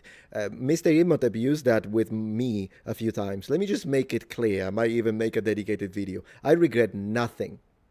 Of all the things I said in my videos, the ones that I misspoke, I've already removed, privated, corrected, or addressed, including debunking videos of myself.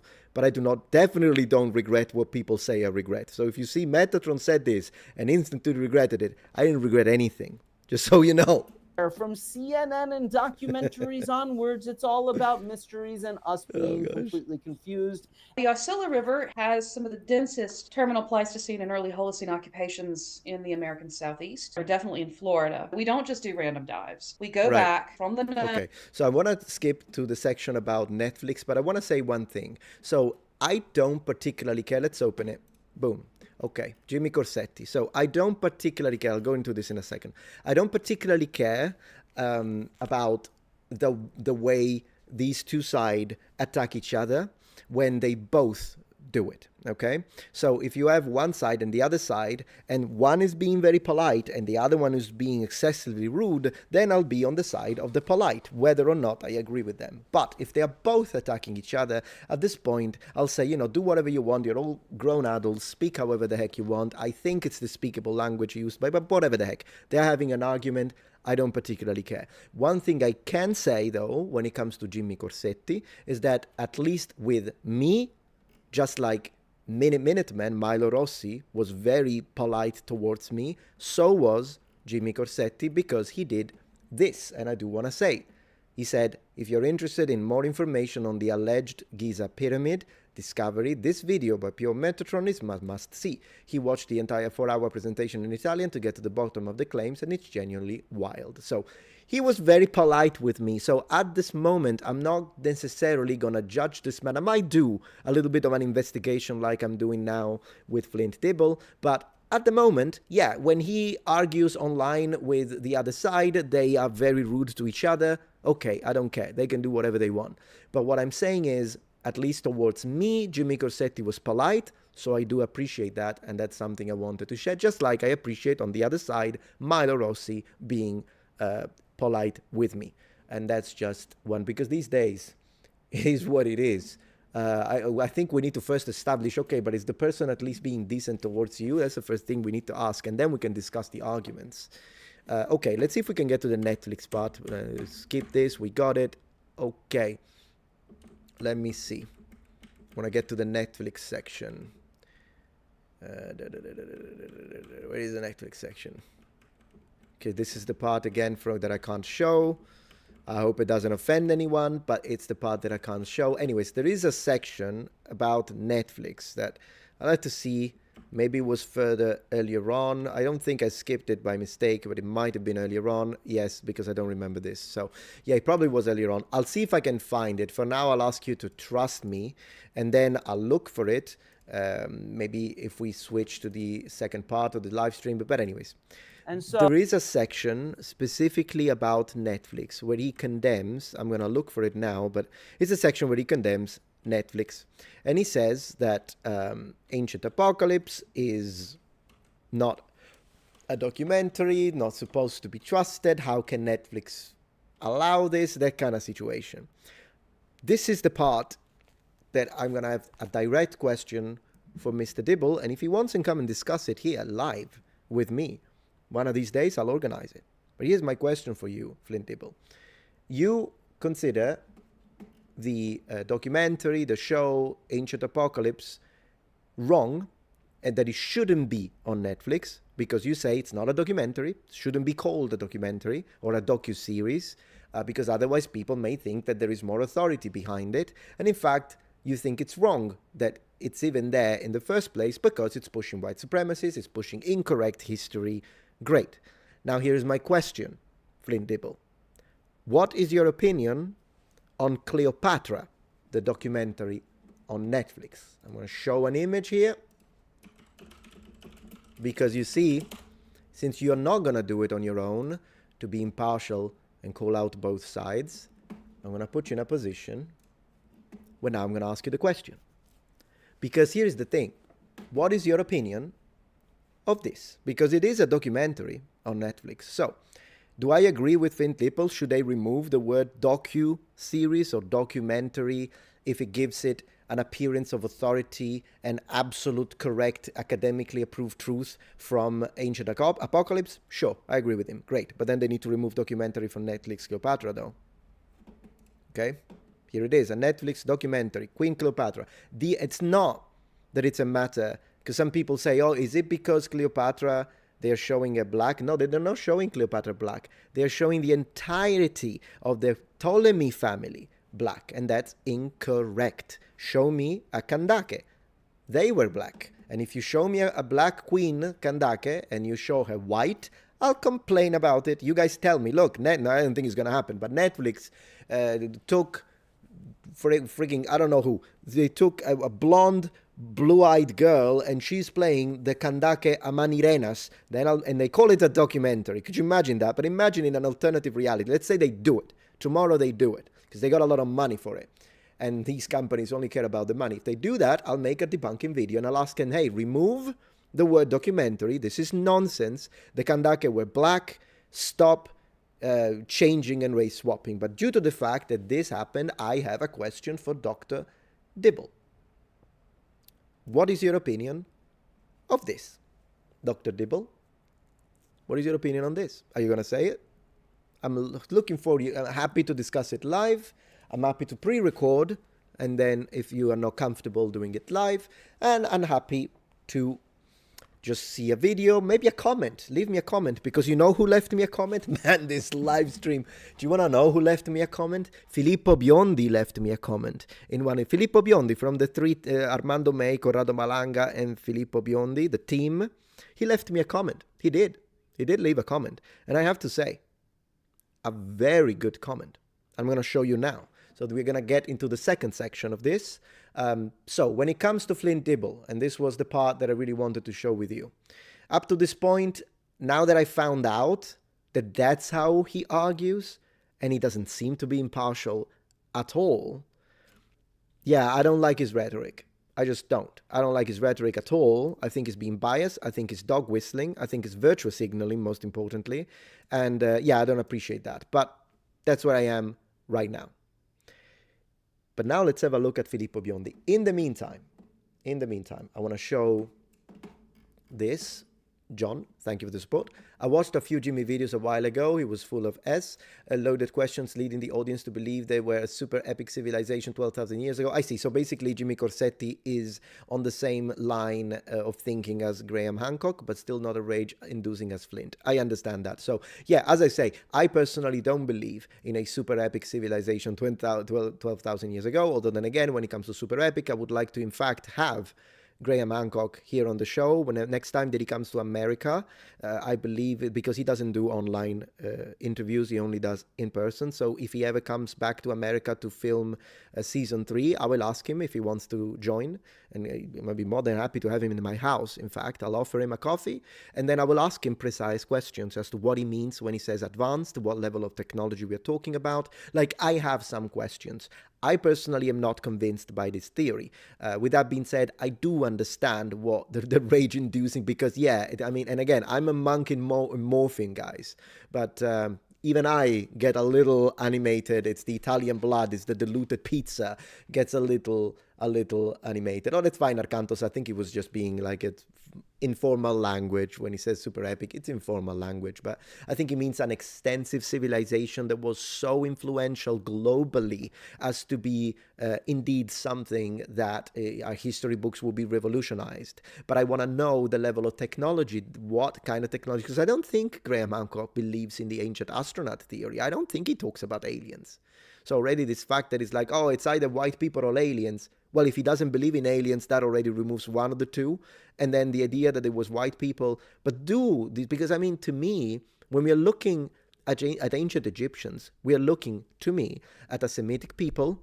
They had a light brown skin to darker brown skin.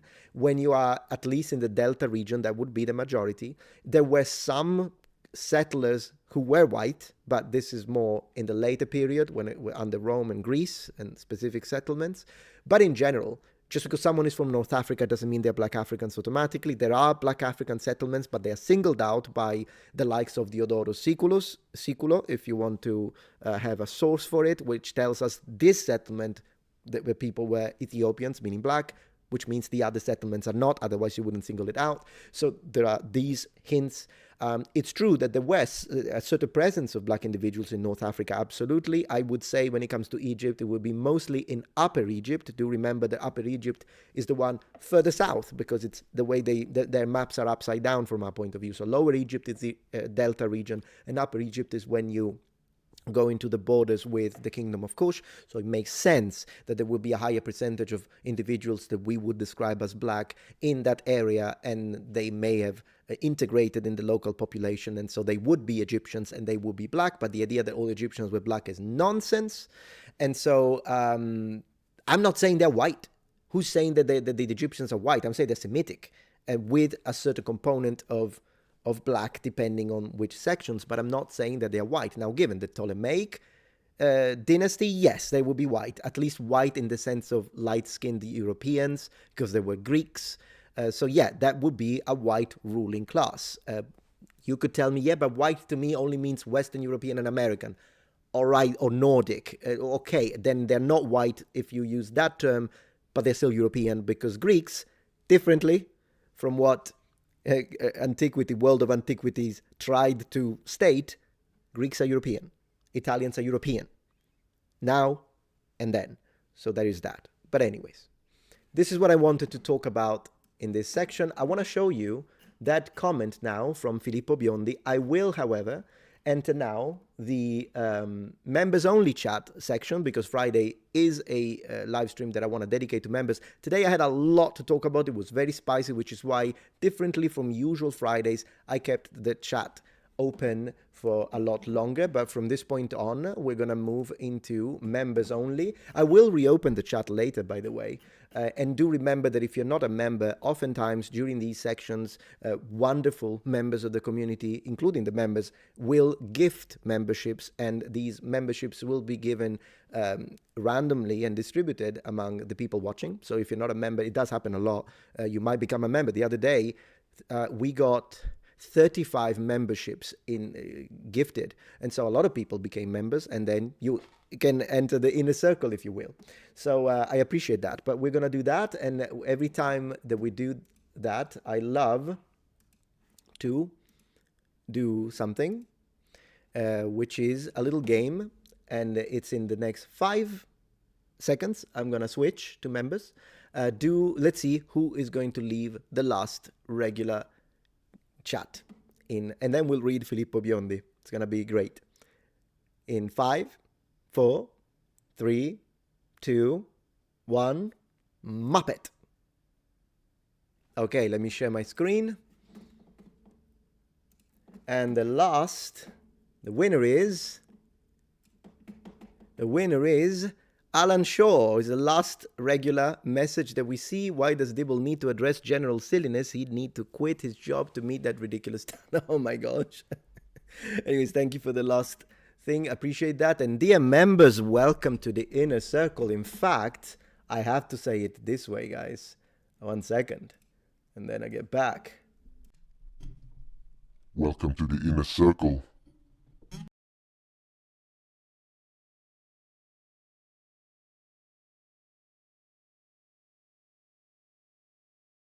Okay, we're back. Did disconnect. Thank you so much, Ivory Poacher, for becoming a member of the channel. You're welcome. It is your time to shine, members. Let's have a conversation. We have a lot to talk about. Kermit is arriving very soon. The other day we did a Muppet fund, and I bought the little Muppet hand of Kermit, but then I had some extra because we actually made more money than I needed, and so I got this book. And there's going to be more Muppets, so the Muppet Fund is still a thing, I guess. And yeah, let me see if I can get that specific thing that I wanted to show you very quickly. So we're going to go into interview Filippo Biondi Metatron. This one here. Okay, so we're going to read what Mr. Filippo Biondi, so this gentleman here, had to say about me covering this discussion. Thank you so much, Cacarico, for becoming a member of the channel. Looking forward to hear your opinions on this. It's going to be great. But let's see what Filippo Biondi said. So if we go down here, here he is. That's him, Filippo Biondi. He reads. And I think what's great about this is that we can actually learn a thing or two from this gentleman, whether we agree with his findings or not.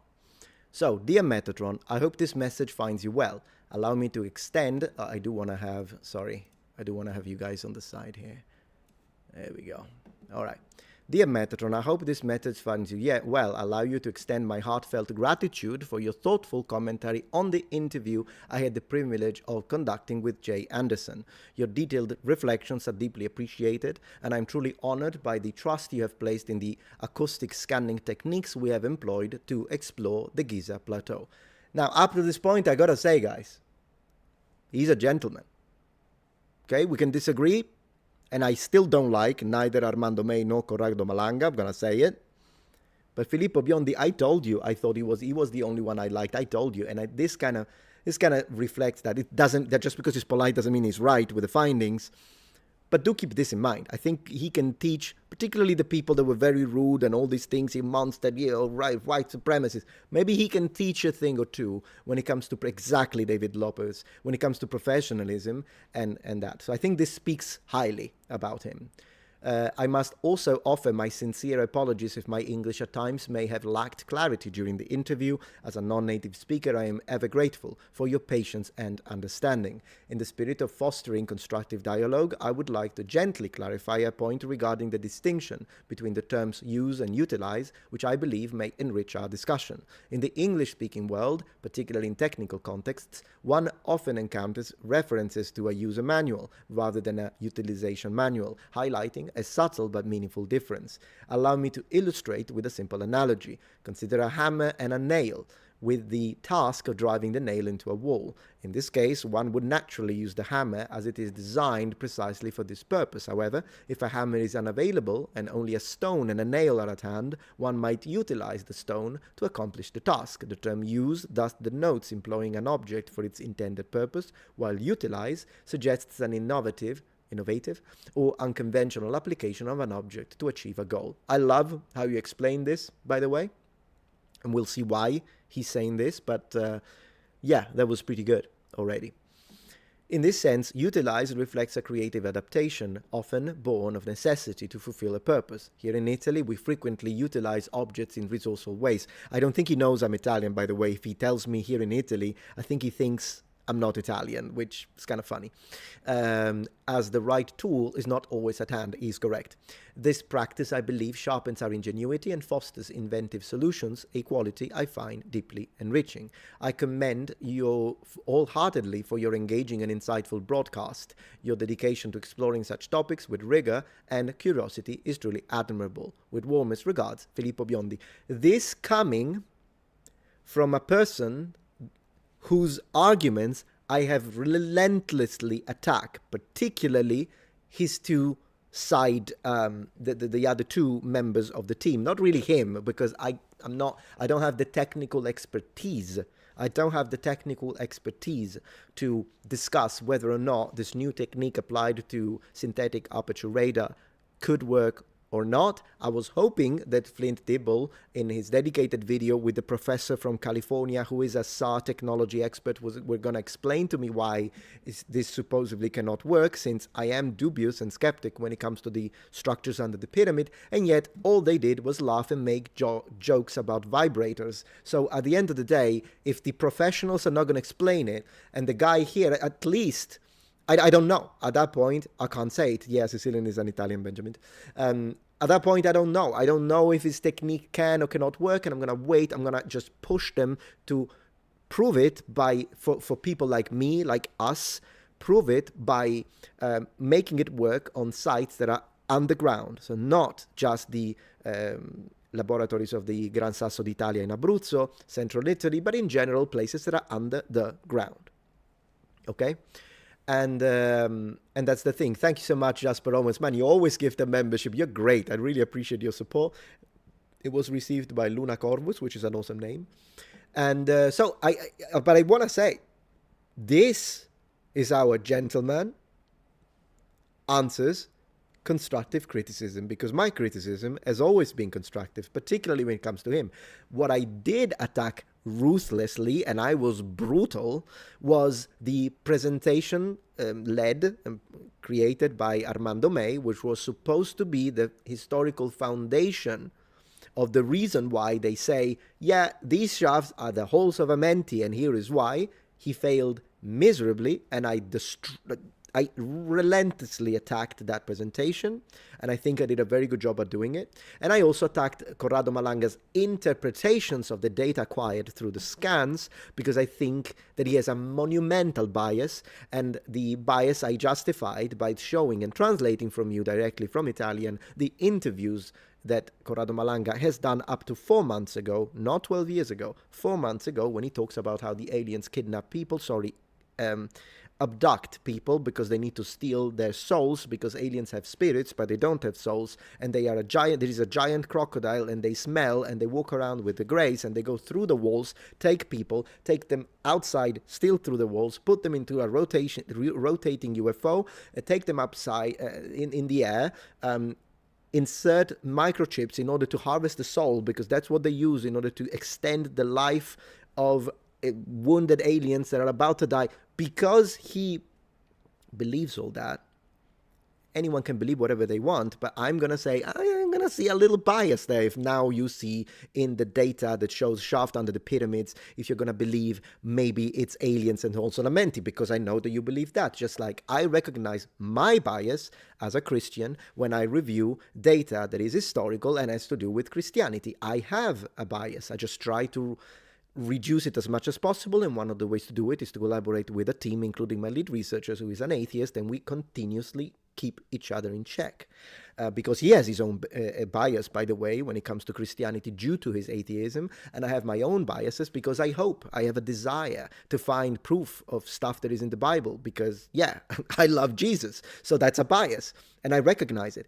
So, Corrado Malanga has a bias because he believes in all of this alien stuff, categorically, by the way, the giant crocodiles, that's how he says it, and therefore I am skeptical to his ability to not fall for selective bias when it comes to interpretations of these scanned technology. Regardless of all that, this is the response and the tone that Filippo Biondi has used with me, and I really appreciated it. Here is my public response to that, and I told him this, and then we read your chat. Thank you, Dr. Biondi, for the clarification. I very much appreciate your open mind and humble approach to criticism. I'm intrigued yet dubious about your technique, and I would appreciate if you could answer a few questions about the techniques and most importantly about the interpretation of the data. I'm going to ask him straight, directly, do you believe the stuff that Corrado Malanga did? I'm going to ask him that. I'd like to also underline that just like you, I'm a native Italian. I'm from Sicily. With me, you could choose what language we would use and even switch at any time if needed when you answer the questions. It would be nice to have you as a guest on my channel if that's something you think you'd like to do. Or if you are too busy with your work, I'd be happy to send you over some questions. Grazie mille, buona serata. So if we do manage to get Filippo Biondi for an interview on this channel, I would conduct the interview in English, but I would give him the opportunity, if he has a little bit of a language barrier at any time, to switch to Italian.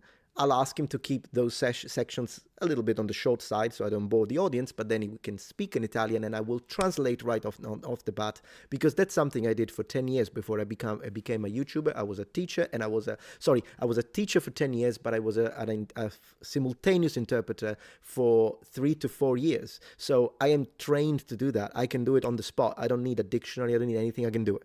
So yeah, I'm happy to offer him that ability so that a language barrier will not be an obstacle in that situation. And hopefully this will happen. All right, let's have a look at what members have to say. So first of all, thank you so much. I don't know why, but I want to read this. Brujo. Anyways, Brujo, welcome to the Guardians, to the members. And Daniela Edwards, thank you so much, my friend, for sending a membership. And it was received by John. Hey, John, you're part of the inner circle now. Giovanni Santonasi is a Japanese teacher. Yes, I do teach Japanese. I used to teach Japanese. I don't do it anymore. And I know that we disagreed on a few things, Giovanni, but I still appreciate you being here. I don't have a problem with people disagreeing with me. Just underline that. Jasper Owens, you're a great man, always honest and critical. Appreciate that.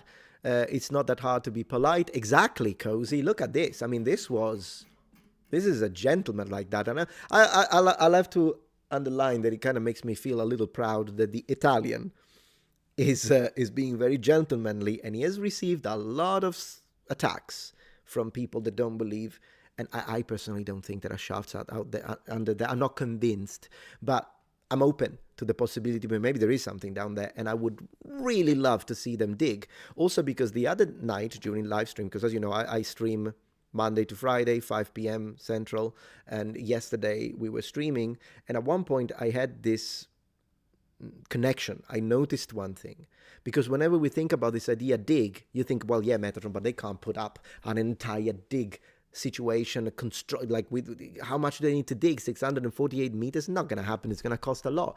But then I realized one thing, and that's something I want to ask him directly for confirmation. But I thought of this, guys. So let's be real. Okay, let's be real. Let's be real. I thought of this. These supposed tubes, shafts, they say, are used to support the structure of the pyramid. Thank you so much, Lord Ra, for gifting the 5 membership, and welcome, guys. Welcome. Yeah, I told you that people are awesome. You're great, Lord. I love your name. So these are used to support the weight of the pyramid. What does that tell you? And that's why I want to ask him. Well, in order to do that, they need to reach the pyramids. You don't need to see if this is there. You don't need to dig 648 meters under the ground. You need to dig 30 centimeters. Like 1 meter? Nothing. You just need to, because they are touching the pyramid. How are they going to support it? Unless they mean that they support the actual, because the way I understand it is that these go through the bedrock. Because I doubt that, how are they going to place them otherwise, the ancient Egyptians? Are they going to go underneath the bedrock without? No, they touch the pyramid. So this would be the easiest digging in history. And you don't need it. If you dig for like a little bit, dig a little bit, and then you start seeing a shaft that is empty inside, with spirals of glass pulsating, made of an alloy that it's alien. I mean, yes, then I think it's worth it. But if there is nothing, you can shut this entire thing up. And you don't need to dig. I was wrong when I thought about it that way. Oh my gosh, they're never going to dig to 648 meters. They don't need to. Because by their own speculation, these should be in contact with the pyramid. So there is that. You see these guys, this is the shafts. This is the pyramid, you see? These 2 lines here, like this. This is the pyramid. And they reach here. In fact, I don't know how this one goes even higher. I don't know. I don't understand this stuff. But look, it's right here. So you just dig a little bit and see if there is something. To me, but I want to ask him. What do you think? Do they touch? Like, I want to ask him. Because it would be great. If he says yes, then that's a different discussion we're having at that point. Wouldn't you agree? Unless I'm misunderstanding something. Yeah, sure. Of course, David Lopez, I do consider the possibility. Limestone does have natural canals. And in that case, that it could be natural, but at least we know it at that point, right? And So Giovanni says, by the way, I'm a physicist, and in theory, Biondi technique makes sense. It is based on real physics. The problem is the precision claimed. I understand that. There is no characterization of the noise and sensitivity. Yeah, I can see that. In fact, my problem is, as I say, I can't comment like you can on the techniques, but I can comment on the way he has interpreted. And I still remember Corrado Malanga making fun during the conference in Italian. He was making fun of someone who was criticizing this, because this other professional was looking at this and saying it's just noise, it's nothing. And Corrado Malanga was making fun of her, saying, well, she's daltonica, colorblind. She's colorblind. What the heck does she know? And then he's showing this little square, and the square is orange. And Corrado Malanga keeps saying, look at this black square, this brown square, whatever the heck, I don't know, I'm colorblind. And I'm like, you gotta be absolutely joking. So you are colorblind. You made fun of someone else who was colorblind, and now you can't even see the freaking colors. And I should trust you. And it's not just that, it's also all the rest. But I just thought it was hilarious. Thank you, Kellen, for supporting the stream. I appreciate how you present history and controversial topics such as ancient history. Respect. Side note, my iPhone isn't showing me how to become a member. Oh yeah, I appreciate that, and thank you so much for the support. So generally speaking, if you just go to any of my videos, there is a join button right next to Metatron. If you don't see it, I maybe try it from a computer, from a laptop, and I do appreciate anyways whether you manage to become a member or not. I do appreciate the feeling, the sentiment. Thank you very much for that. Yeah, pareidolia, we discussed this yesterday, the sort of tendency that we humans have, and it's in fact hardwired in our mind to see patterns, particularly faces, when there is nothing. This is something that happens. Didn't Zawi, you're doing it on purpose. Didn't Zawi say there was a giant bedrock stone base? Yeah, that's what they all say. So theoretically, I mean, I don't know if it's considered giant, but there is a solid bedrock, yes. So these shafts would have to go through it at that point. So yeah. Thank you very much, Pax, for the support. Metatron Chris White did a brilliant debunk of ancient aliens with companion websites, actual language experts and receipts. 3-hour epic. It's on YouTube. I'll definitely check it out. Chris White, easy to remember. I think of Chris Redfield from Resident Evil and add white supremacist, and then I can remember that. Thank you. Beyond it is decent, exactly, in his scientific explanation and understanding. The other two are... Yeah, that's how I see it. I don't use this term. But, yeah, I mean... That's the way I see it. I have no problem with Filippo Biondi, and even more so now that he's been so polite and decent and respectful. But then again, it is what it is. Anyways, well, you want to practice. This is what this says. Nihongo renshu shinakereba naranai. I have to practice Japanese. That's what's written here. Yeah, sure, you should do that. ぜひ日本語を練習してください。素晴らしい。Anytime. If you want to know anything in Japanese, I'm happy to discuss. You're also Italian. There you go. Listen to the 4-hour con. Oh my God, he was terrible. But for me, the worst part was the first part. Armando May, when he's like, oh yeah, the whole Giza complex and plateau, but the complex, all the structures, they date to 36,400 years ago, which makes what Robert Bovell says to look like, at this point, it's child's play, because that guy was already pushing it to 10,000 BC, but he was like, no, 36,000 years ago. And I'm like, okay, well, that's intriguing. I always like stuff like that. So I'm like, why? Because, I mean, he says a civilization did this, but we don't believe currently that there is what we would call technically a civilization 36,000 years ago. So that's intriguing. And then he's like, oh, well, because when you date it, you shouldn't just date the pyramids. You should date the entire complex. And I'm confused, because it's not like the Valley Temple dates back to 36,000 years. So what is he on about? The sand? I'm a little confused. ありがとうございます。どういたしまして。Robinson, thank you for the support. Do you know how the pyramids were excavated? Did they simply reach the base of the pyramids and stop digging? It's possible, but I mean, no, I don't know how they did it. But it's also possible that there wasn't as much of a layer, because it's at least 5,000 years ago. So the geology of it would have looked different.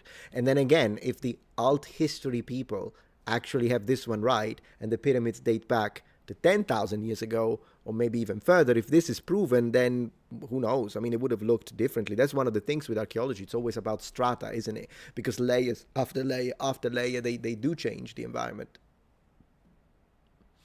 So yeah.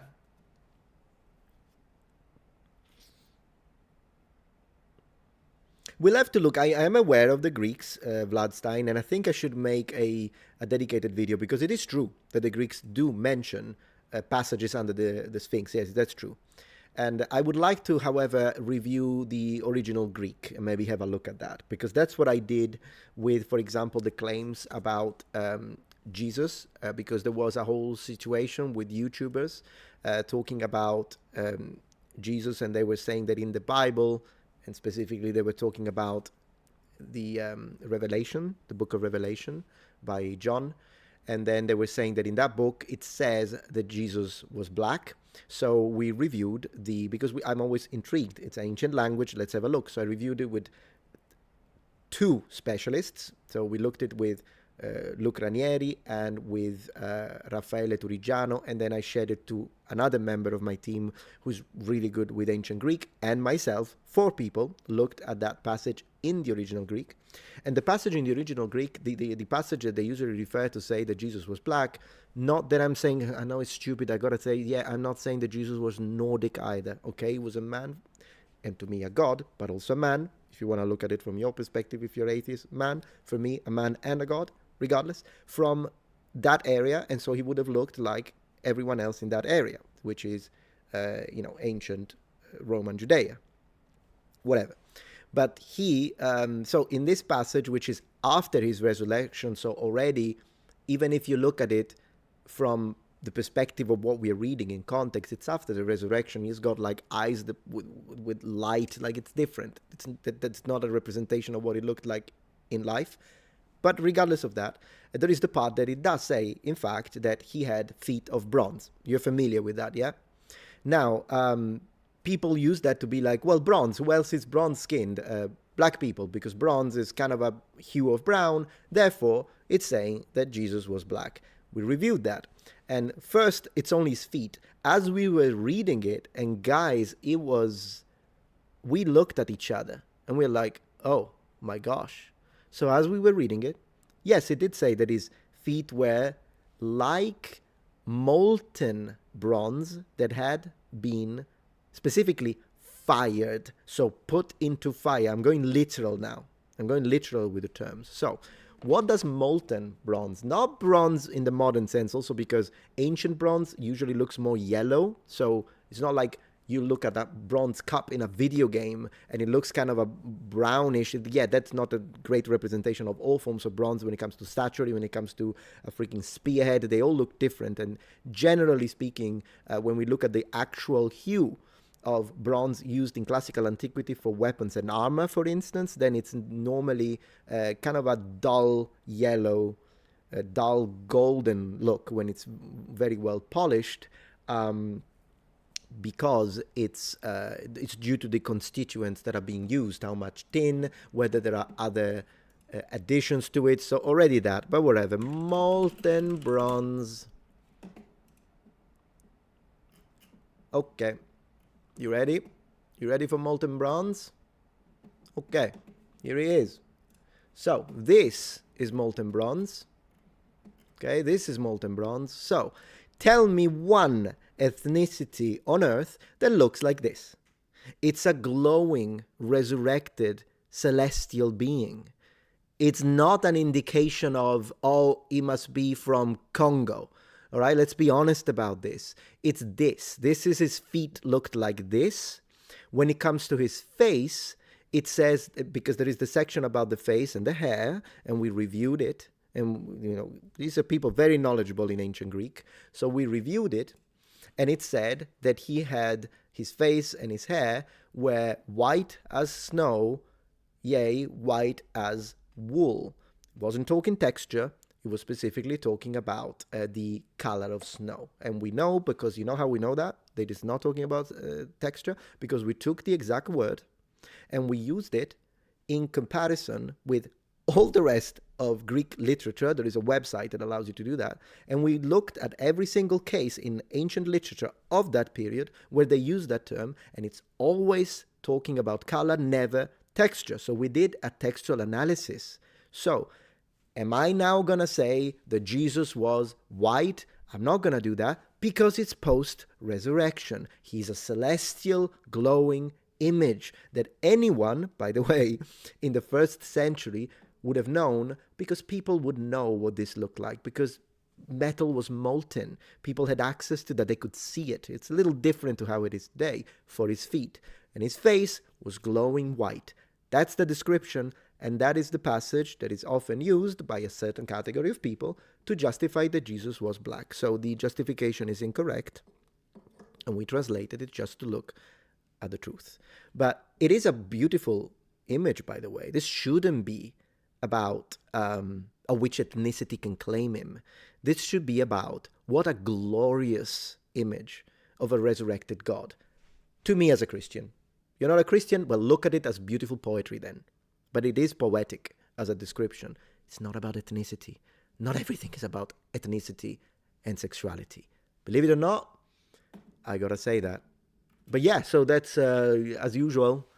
Yeah, Jesus was red hot. Yeah, as I say, this is how it is. Yeah, there is a Semitic, absolutely. There is a Semitic. Yeah, of course. Ancient Jews and modern Jews are Semitic people, and Semitic is an umbrella term. Arabs are Semitic, but also ancient Phoenicians, people of the Levant, the Levantine people would be Semitic, and Akkadians would be Semitic, and all of those are Semitic languages. In fact, there are connections between, for example, Arabic and Hebrew. So in Hebrew, my favorite word, every time I find it in the Bible or in other contexts, it's a beautiful word. It's a word night, which is Laila, And in Arabic, if I'm not wrong, it's Layla. So they're very similar. They even have a song in Arabic that sounds like that. So yeah, Semitic languages and Semitic people. But then again, Semitic is such an umbrella term that you will find all sorts of different varieties of phenotypic traits. You've got Semitic people that have same skin color as me. You've got Semitic people that are more on the tanned and even light to darkish brown, but they're still Semitic people. It's a pretty broad group. Yeah. But here we are. This is where we are.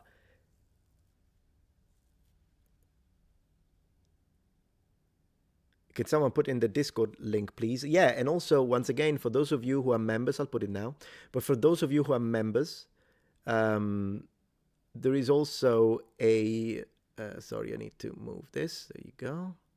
For those of you who are members, there is a Discord server dedicated to members and Patreons. And there is a bot that automatically checks to see if you're a member here, and then you also have access to the specific channel for members. But yeah, that's my Metatron Discord. Has Metatron ever talked about Homo Denisovan? Occasionally, yes. Sometimes I use it as an insult, just to be funny on my detractors. I do that sometimes. But I should stop doing it, because Denisovans could create very beautiful jewelry, which I don't think the subredditors that have a problem with me would be capable of producing. So I gotta say that Denisovan most likely were more advanced from an intellectual level compared to the to some of the people that made the subreddits and called me all sorts of names. So there's that. Homo neanderthalis, yeah, neanderthalensis. Yeah, I do have a video on Neanderthal. Yeah, I do. You can find a Metatron Neanderthal. You'll find it. There is a video about it. But I've decided the stream is going to have to be watched a few times across reference so I can better understand everything. I appreciate Samuel. Thank you. Yeah, the stream will stay up. All VODs now. It's a new policy on the channel, new recent policy, but all VODs stay up so that people that maybe were at work, miss the stream, you can still find it. And I, of course, appreciate that. Absolutely, David. Anytime. Thank you for being a member. Appreciate that. I'm here for the truth. Thank you, Cozy. And we as a team are committed to do our very best to provide the truth for you. No pandering, and also we are committed, when we are proven wrong, to admit it, so that I don't care at that point. You're still getting the truth.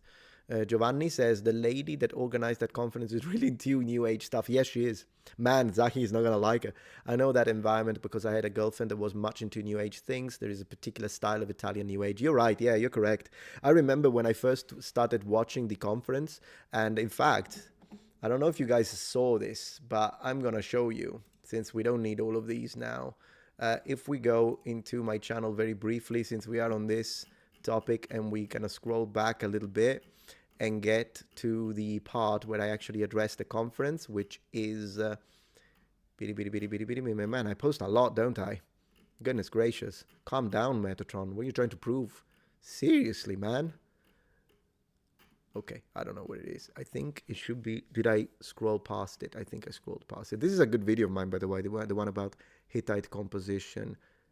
Yeah, megastructures, and then it's this one. Found it. What's funny is that as I was watching the conference, the thing that I found really funny is that this is the lady that he's talking about. This is the lady that Giovanni now was telling us about. But if we go to the actual channel, link to the conference, it's here. I always put links to what I respond to. At least that's one thing that I learned how to do. Already on minute 6, I think it is. Let me think if this is right. Let me think if this is right. Let me see. Sorry, I removed that. Is it a minute 6? I thought it was. Maybe not. Is it in the intro? I'm gonna see if I can find it one moment. Because yeah, so we got the intro, we got astronauts, we got Stargate right here. We got a Stargate. Man, when I watched this the first time, I'm like, what am I watching? And then, let me see if I can find it. Goodness gracious, got some statues, her eyes. Anyways, there is one thing, I swear, if I can't find it now, just trust me. You can look for it. We got these two people that are going through the Stargate, but there is a reptilian, guys. I promise there is a reptilian in here. So the conference was in Bologna. Where is the freaking reptilian? Where did you hide it? Where did you hide the reptilian? I gotta find the reptilian, guys. I know I showed the reptilian, so let me see if I can find it because it's just too funny. There is a reptilian, ladies and gentlemen. This is the conference. It's the lady. Let me see. There we go. I found him. I found him. You showed the reptilians. The reptilians dominate this world. Reptilian, guys. So, yeah. That happened. That happened. So, yeah, Giovanni's absolutely right. You're also bronze, Cozy. That's lovely. That's nice. Truth is the most important. Absolutely, Nova. We're doing our very best. How does someone join the team? Well, you have to have, I mean, I don't want to sound annoying, but you have to have certain credentials because, yeah, there are people in the team. And that's why I say it's a team of academic, and then people laugh. They're like, oh, the team of academic that it's in Metatron's head. And they literally, you'll see, because I'm creating a response video to someone who, questions the team again, the existence, among other things. But it's really funny because they're actually giving me a compliment. Because literally, if you think that every single video of me posting 30 times a month is completely researched by me, every single video, for years, it's all me, then man, you're giving me massive credit. Massive credit, because one of them is an Egyptologist, PhD. One of them is a published author, Dr. Canestrelli. He's a historian, former archaeology, 2 years of digging in Syria, classicist, excellent. Like in Italy, he's considered, like, he's really good. He's really good when it comes to classicist, as a classicist and all that. And he has a specialization in Celtic history and that kind of stuff. Then there is the anthropologist. She doesn't just have a PhD, she has a postdoctoral degree. And then there are Luc Ranieri is one of the members of my team because he's fantastic when it comes to languages. The only thing is that he doesn't allow me to pay him. All the others I pay. But I tried to send the money to Luc Ranieri, and he's just too nice, and he just doesn't accept the money. So I don't know what to do. Did I even pay? Once I went to dinner with him in Rome. Did I pay for his dinner? I hope he let me do that. I don't remember, but I'll figure out a way to. Maybe I'll gift him a Roman helmet. I don't know. I'll find something to do because that's how it is. But what's funny is that all of these people and the rest, and all of the editors that helped me out, including my wife, they don't exist. It's all a figment of my imagination. Which means at that point, dear detractor and hater, that you just said that I'm a genius. You did. I don't think I'm a genius. I think I'm a normal guy with a passion. You think I'm a genius if all of the research in linguistics, Egyptology, everything was just in my head. Man, that's incredible. Thank you so much for that, Redditors. Thank you so much. Abdullah, good to have you here. Thank you for the support, man. Hey, Baron. So, yeah, it was funny. A lizard man, an Argonian, guys. An Argonian. Well, we know Metatron is an amphibian, and Kermit shall rule. Glory to Kermit, guys. Glory to Kermit. You know what I need to start doing when I do my debunking videos? I need to start wearing Vega's mask. That's what I need to start doing. So this way, I give them another reason. Because you know what they're going to say? They're going to see this, and they're going to say, look, Metatron, white supremacist, because the mask is white, because they won't even know that this is Vega. They don't know that. So I'm going to wear this, and I'm going to make it into a thing when I debunk. Because I'm a troll. I'm a troll at heart, and so are you, by the way. A lot of you are trolls here. It's great. I love it. Biondi does sound like a very nice man. I agree. I hope to have him as a guest. I really do. You need a Constantine to go with Kermit so you can do the meme. I need the little pig. What's her name? Madame Pig. I don't remember. It's been a while. Yeah, you know what I did? Did you see how I trolled everyone because of all the names that they use, which make me laugh? And then I used to just say just a messenger on my Twitter, X, sorry.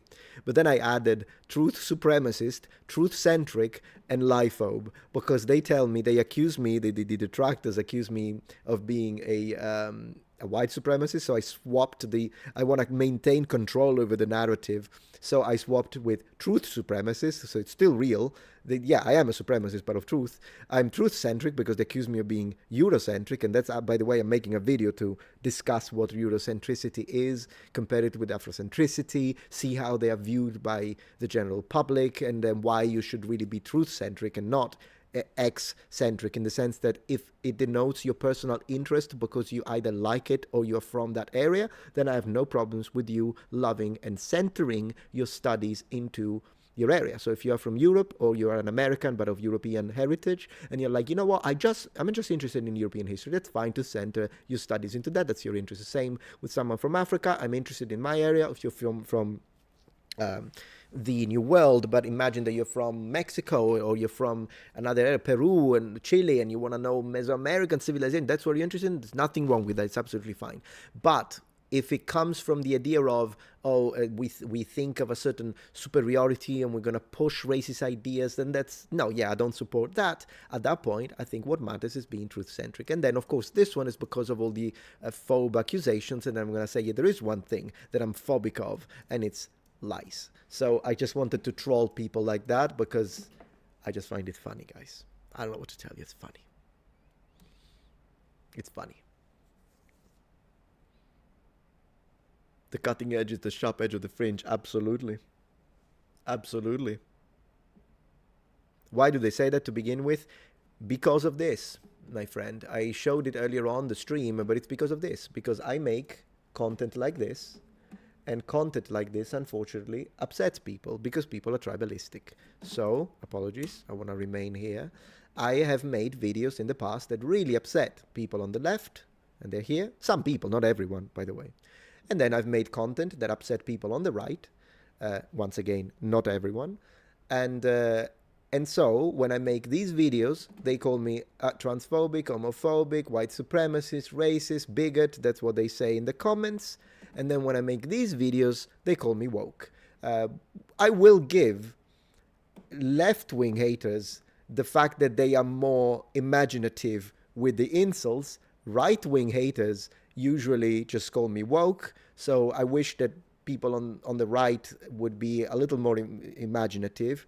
But regardless of that, jokes aside, I know that plenty of you are right-wingers, left-wingers, you have your own ideas, maybe you'll be centrist, whatever, it doesn't matter. You're a decent person, you're welcome here. But I want to say there is a minority, a loud minority of people that just cannot stand when you question anything that doesn't follow their preconceived ideas. And this is a dangerous approach to facts, and it doesn't help because whenever there is a reality check, people don't like it. And that's just how it is. And I'm happy to tell you in details about these videos. And these are just a few.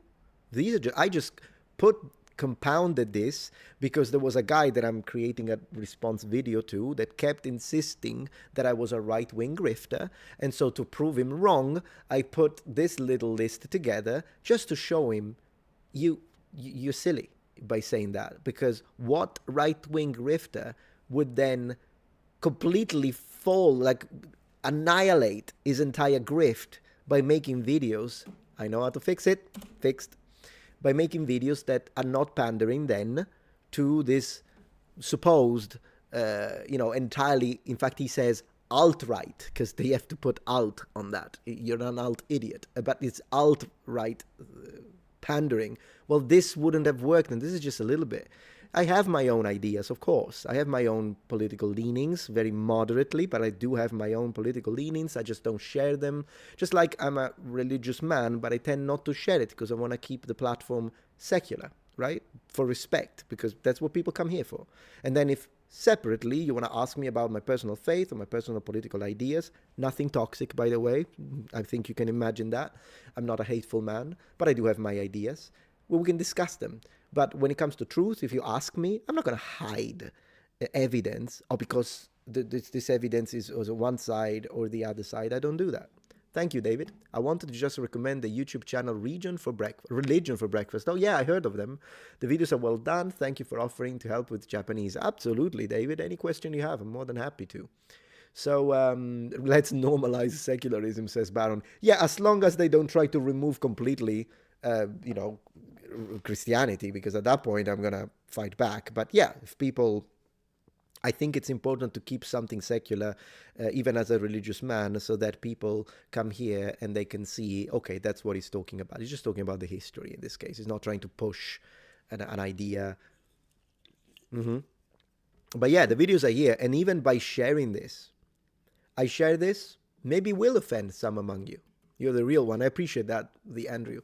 Maybe will offend some of you, but I would rather risk offending some people in my audience, because I'm not a milquetoast guy, so I will rather risk offending some people in the audience, but then everyone else in the audience, at least I am maintaining my promise to you, which was, if someone wants to be pandered, this is not the place. I'm not going to pander to you and just tell you what you want to hear.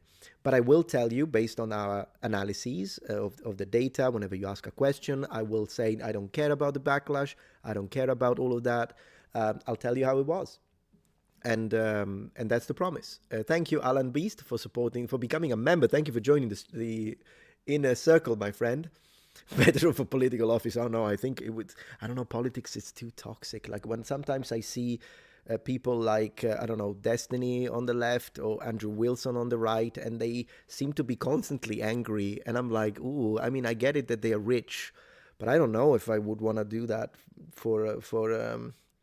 I think it might have a toll when you constantly interact and you're constantly on debate mode. I mean, it's their life, I guess, but it's just one of those things. Thank you, Evil Black, for supporting. The Empire will conquer tribalism, hopefully. Brujo, good to have you here. I remember the name. On your pasta post at X, left a comment and self-reply. Link for an Express UK article that's the smoking gun on Hancock and racism. Okay, I'll check it out. Absolutely. Yeah, because I did. By the way, you Muppets, I made a video today, which is my ultimate pasta tier list. And it's not doing well because you're not clicking it, you Muppets. It's funny. Click it. Click. Okay. Click it, you Muppets. It's really funny. You click it and watch the first 2 minutes and 30 seconds. And if you're not entertained, okay, if you don't scream, you're not entertained, fine. You can click away. Don't like it. In fact, dislike it. But I promise you're gonna laugh your head off, because this is a really funny video and it deserves some views. I know it's a meme video, but it's great. You watched it and liked it. It did my share. Thank you, Nova. I appreciate that. But it's really funny. My pasta tier list, guys. It's really freaking funny. It's really funny. Damn, the YouTube algorithm doesn't get humor. Damn the YouTube algorithm. Not that I was expecting the video. This was a little bit of a filler in the sense that I'm working on bigger projects, and so in the meantime I still needed to post, and I'm like, yeah, I'll post this when it's funny. But it's funny. It's a filler. But it's good. It's good, guys. It's good. UN chairman, says Baron. That's funny. But yeah, no, I'll read your comment, Brujo. Thank you very much, and I'll have a look at that. Yeah. True, Goatee. Here is the thing. No matter what you say, people will get offended. Yeah, it's human nature to get offended by the dumbest things after all. Yeah, I mean, yeah, sure, on some people. But you're right. Trying to chase constantly. That's why I say I'm not a milquetoast creator, because it means really you can't say anything. And then people are going to ask you a question because they're like, oh, Metatron, I know you're into... but is this real? Like, people are going to ask me, because people do. People are going to ask me, what about this historical character or this population? Were they white? Were they black? Why do they ask? Because they are racist? No, they ask because it's all over the place. They're trying to claim everything. And this is this and this and that for reasons. So, like, of course, people are going to ask. And what am I going to say? Am I going to do what the Egyptologists did? Man, this is a fire stream. Am I going to do... How do you say cop out? Cop out? Is that how you spell it? I don't remember how you spell it. Where is it? Egyptologist. I'm going to have to write Egyptologist, I guess. Egyptologist. Because I called him out. There you go, this guy. I mean, guys, maybe he's a nice person. But he's not brave. He's nice. Maybe he's nice. I don't know. But check this out. And why the heck am I hanging out here? Okay. Check this out. I'm going to reverse the camera. What did the Egyptians look like? All right. So how are you going to respond to that, Professor? They look like human beings, like any other human beings. No. Professor, what's your name again? What's your name? Chris. No. Have some courage. Stand the ground, use the sources, and tell it how it is. That's what we need in our day and age. The courage to speak the truth based on... I agree with myself. So someone asked the professor. Why did they ask? Because now everyone says that the ancient Egyptians were black. Not everyone, but there is a loud minority that says it. And so they asked him, because he's big shot Egyptologist, and they asked him, what did they look like? What does he say? They looked like human beings. That's not me. Sorry, no. If people ask, I'm going to answer. And so likewise, let me put the chat back. Likewise, I'm going to read all of the super chats, by the way, in a moment. And I think I already said thank you to Alan Beast. Thank you for becoming a member. But I'm going to say, yeah, if someone asks me, I'm never going to belittle them for asking a question. And there is no question that should never be asked. Curiosity should be rewarded, particularly in the young ones, rather than saying, oh, no, don't say that because it's no. That's how it is. That's how science works. That's how people invent and come up with fantastic progress. Real scientific and academic progress derives from curiosity and passion. And so when someone asks a question, you should entertain the question with the facts and not do this cop-out where you say, yeah, the ancient Egyptians look like. So imagine, they ask me that, I'm not going to look at the sources and actually provide an answer that is together with the team, which is, this is going to sound so funny now. It's going to sound so funny, but my team, it's actually quite diverse. Not because I tried to apply, I need to get one person for each ethnicity. Yeah, most of us are Italian, but I do have in the team someone who helps me with the African aspect of the research, and he's African in the sense that he's black. It's not that it's because he's a passionate individual. He's really good. He has excellent contacts with archaeologists, and so that happened. But then again, he agrees with me. Isn't that funny? He agrees with me, but whatever, it doesn't matter. But what I was going to say, and we're very diverse culturally, we're very diverse in the sense of religion, because as I say, some are Christian, some are not. One is kind of, whatever. I mean, she's the one that is the most... The anthropologist is very, very strong on privacy, and I have to respect that. So that's why you've never seen her face, because she doesn't want to deal with the kind of people that I have to deal with, and I have to respect that. Okay, she doesn't want to, fine. But the rest is like that. So that's how it is. But when someone asks the question, when someone asks a question to me, the point that I was trying to draw is that I'm going to answer it. So if someone asks me, was Michelangelo gay? I'm not going to say yes or no before, and I'm not going to say, why do you ask that question? Why do you care? It doesn't matter. And I'm going to look at the question. So if it's nonsense, I'll say it, like I've done multiple times. Elagabalus was not transgender, but was Michelangelo gay? In our professional opinion, yes. And now you could tell me, but that doesn't matter. Fine, but it matters to the person that asked. So I'm going to answer. And we looked at the poetry. It was written in medieval Italian.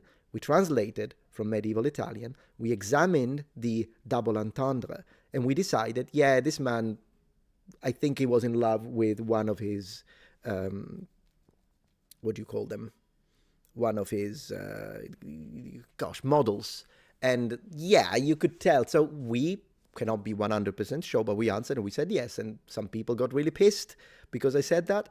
But then again, I pissed the other side when I said that Elagabalus did not have preferred pronouns. That's nonsense. And Elagabalus did not, identify as a woman. That's also nonsense because he put on makeup. And no, he put on makeup, and we have the data to prove this. Elagabalus put on makeup because he was of Syrian origin, and it was a characteristic of his culture in the religious domain. So no, he didn't put makeup on because he was trying to be a woman. That's nonsense. So what do I do? Do I need to dodge these questions, pretend they had not been asked? Nah, not going to do that. Thank you, Vladstein. Best sauce, sweet, savory, bitter, or spicy? Savory. I'm going to say savory, my friend. I'm going to say savory. I love this stuff. Beside a little disagreement, no problem, Giovanni. Metatron is amazing, and particularly the Roman stuff that I adore. I'm also into reenactment. Me too. I have the entire armor stuff and Gladius myself. Oh, that's great. By the way, let me tell you one thing. I'm discussing with a craftsman who specializes in making Roman swords. He's really good at making like the training swords, the wooden ones. We discussed because he asked me about some questions about how those should be for more accuracy. We talked about it, and it's possible that we'll come up with my own merch, but on his shop, and we could make a Metatron sword together, and it's gonna be cool. But in general, you'll see.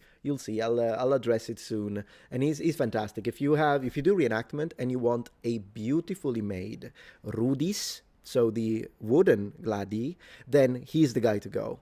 And you'll see him very soon. But we're also collaborating for something cool when it comes to merch. And we try to not make it, it's not going to be like super expensive because we don't want to limit access. But yeah, that's going to happen. It's going to happen, guys. We're working towards it. The rise of the Gladiatron, absolutely, Daniel. So that's going to be fun. Yeah, men wore makeup back in the day and it was normal. Depending on the culture, yes. Depending on the culture, totally. And if you read that in a modern way, then you're applying modernism. It's as simple as that. So there is that. We're all different shades of wheat, sure. And I'm just trying to read. I'm telling you, if you ask were they Nubian, the ancient Egyptians weren't Nubian. No, they are separate. And let's see, we're talking about a lot of things here. Yeah, I know that people were gonna use that, but which is ridiculous because I'm from Sicily. That already should tell you. You know how distant Sicily is, how distant it is from North Africa? Do you whatever. Yeah, it's funny. I know people use this. Oh, you said no, but whatever. I mean, I do, of course, but I can't say it because otherwise, oh, that's what racists say. Yeah, great. People ask, I'm still going to say it. So, yeah. Metatron, would you recommend, says Alex, going to Italy to learn about making Roman gear and weapons from a blacksmith? I know, a stupid question. No, it's not a stupid question. Actually, believe it or not, for swords, there is an Italian maker who is absolutely fantastic, but is very expensive. I'm talking that a Gladio is going to cost like $1,000, and he would be excellent to go to. But otherwise, a lot of shops in Italy, they're just selling stuff cheaply made in India. So I wouldn't do that. In Poland, they have an excellent... So here is who I'm going to suggest to you.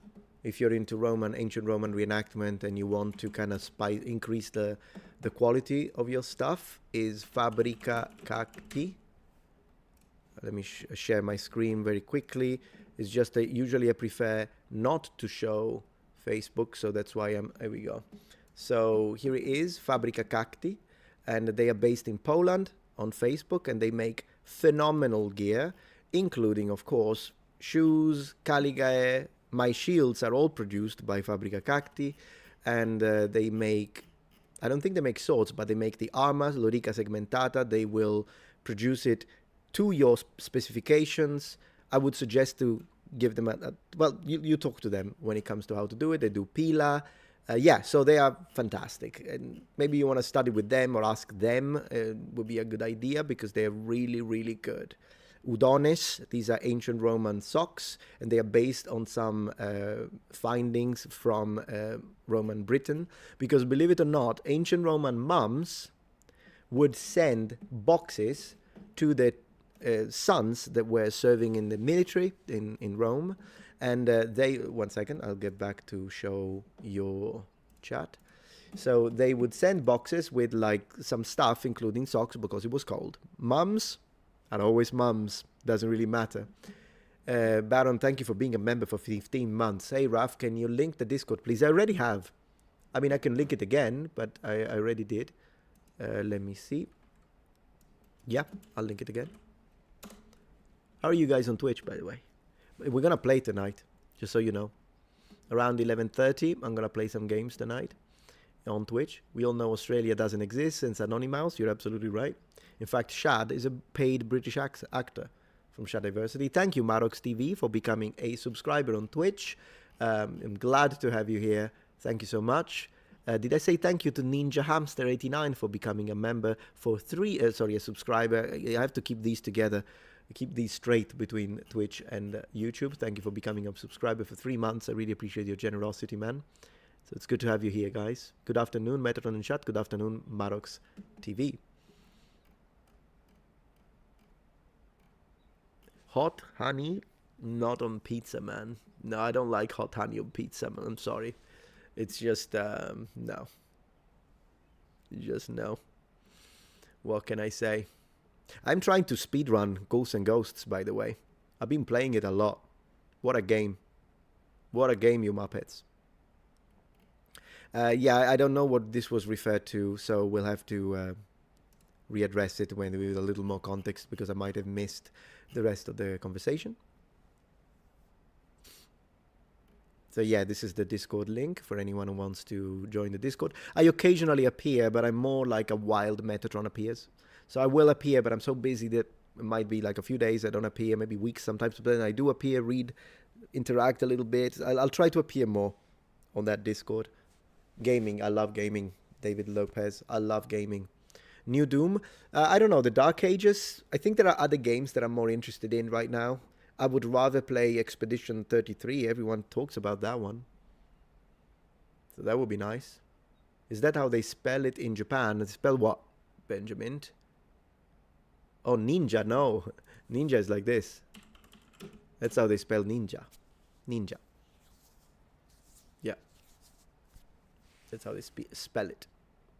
Or you mean the kanji. You want to know the kanji? I'll show you the kanji very quickly.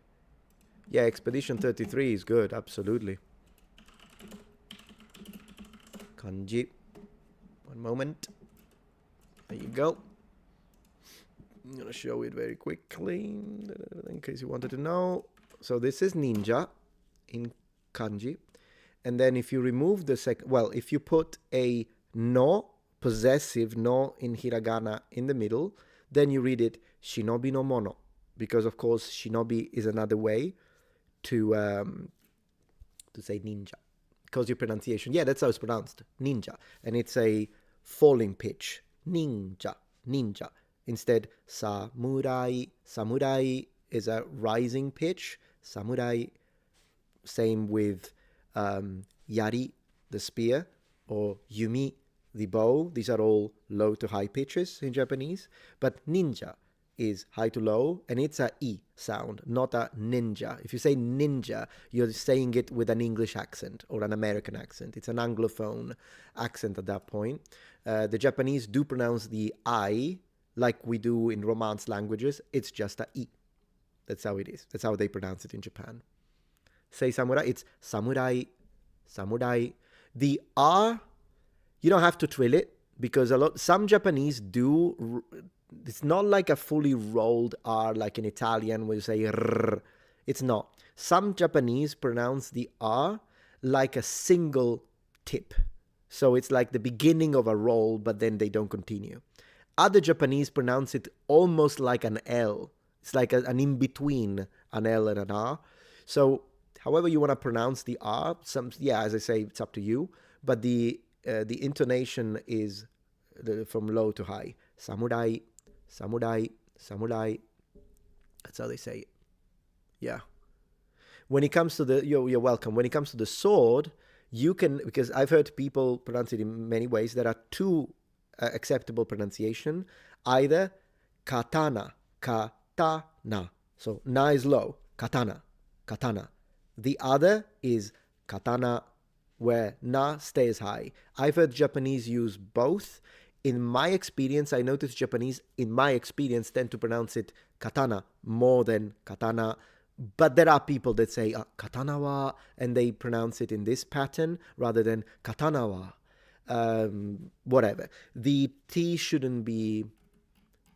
in Japanese, T's and D's and K's, there are situations in which they're a little aspirated, but in other cases they're not. Oftentimes they're not completely. So that's another thing you might need to work on. Yeah, exactly. Shinobi no mono. Yeah, but mono is not this, because this mono, David, it's the same as kimono, which is, it means thing. In fact, a kimono is something you wear, where kiru means to wear in Japanese. Kiru, kimasu is to wear something. So the mono that they use for shinobi is this, which means person. In modern Japanese, the term that they usually use for person is hito. Hito is usually the one that they use for person more normally. It's the one that looks like this, 1 and 2. I'm sure you've seen it. Thank you, Kellen, for becoming a member. And Robson, Roman soldier, said vacations after enlisting or once in the army, they only returned home decades later when retired. As far as I know, yeah, decades later, unless they were moved into an area where they had family, then they could hang out with family. Yeah. And there is that. Yeah, today we're having Metatron's Japanese class. Absolutely. Course. Totally. Yeah. Irashaimase. Yeah, that's how they say it. When you go, it's funny, when you enter shops in Japan, they will say that unless you are in Kyoto. If you are in Kyoto, I noticed that sometimes they say irashaimase and sometimes they say oideyasu, because they have their own word for that in their own regional language.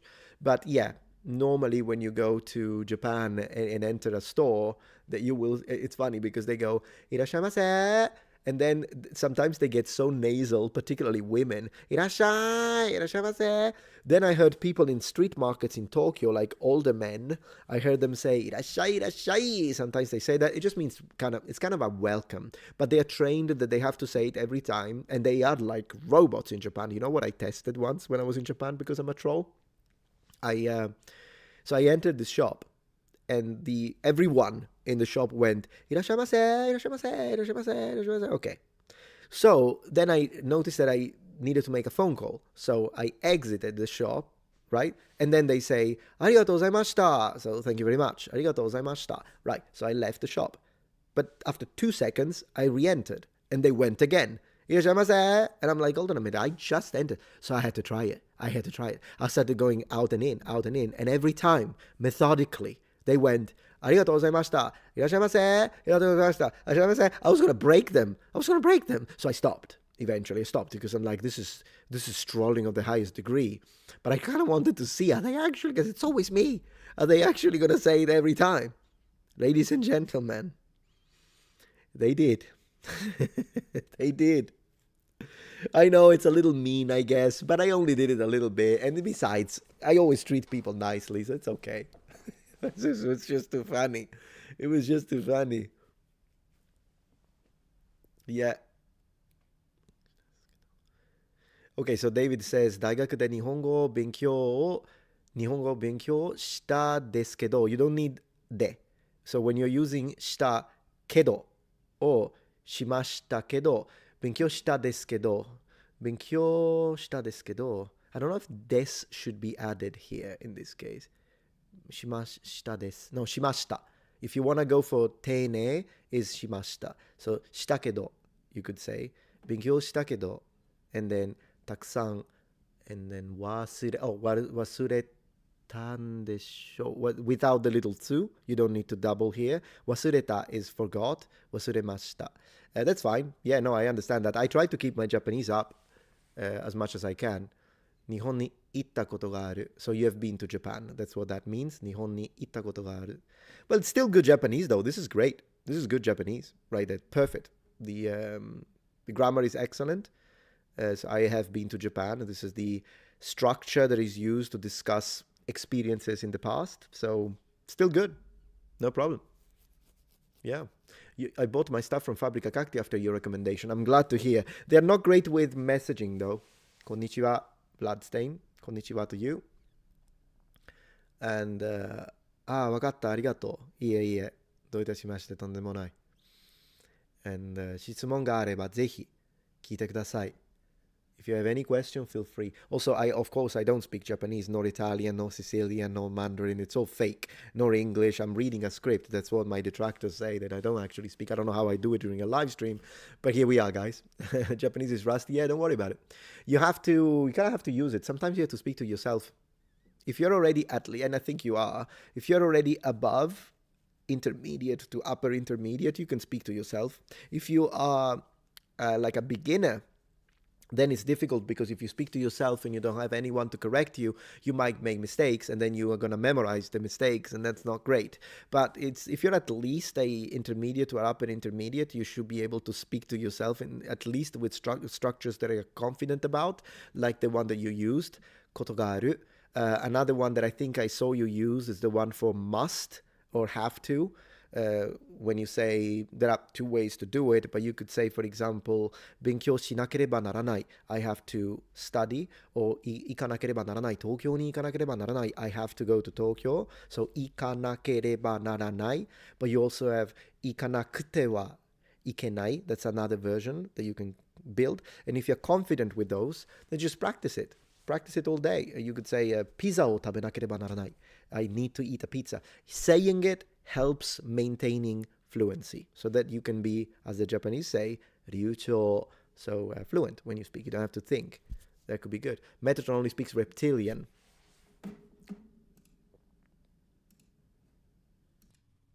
You are absolutely right.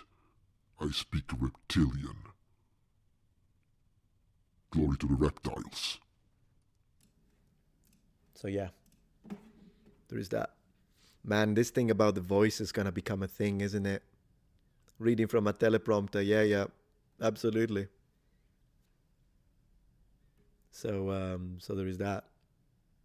Desperate excuse. I know, Nova. They don't know how to. They just can't accept that I put 20 years into language learning, which is why they even said, oh yeah, his English doesn't count because he's native. I'm like, I'm not native, but thank you for obviously I'm not native. Anyone can say that I'm fluent in English, but I'm clearly not a native speaker. Regardless, this guy thought he was insulting me by saying he's just an Anglophone, he's some kind of just speaks English. And I'm like, well, thank you, I'll take it. At that point, I'll take it. I don't know what to tell you, but it's so funny. People are like, why do you even entertain it? It makes me laugh. What can I tell you? It's good. It makes me laugh. It's great. And we've got a Shinku Tatsumaki Senpukyaku. That's from Street Fighter, of course. I actually love... one thing I did retroactively after I actually learned Japanese was to rewatch all of the anime and manga from when I was young, like a 13-year-old, and actually understand what the characters were saying. Now, depending on the anime, even after reaching fluency in Japanese, in the sense that I can easily have a conversation with a Japanese person and I will understand them. Occasionally with some anime, I had to stop and look up a word, because anime, depending on what you watch, can get quite complicated.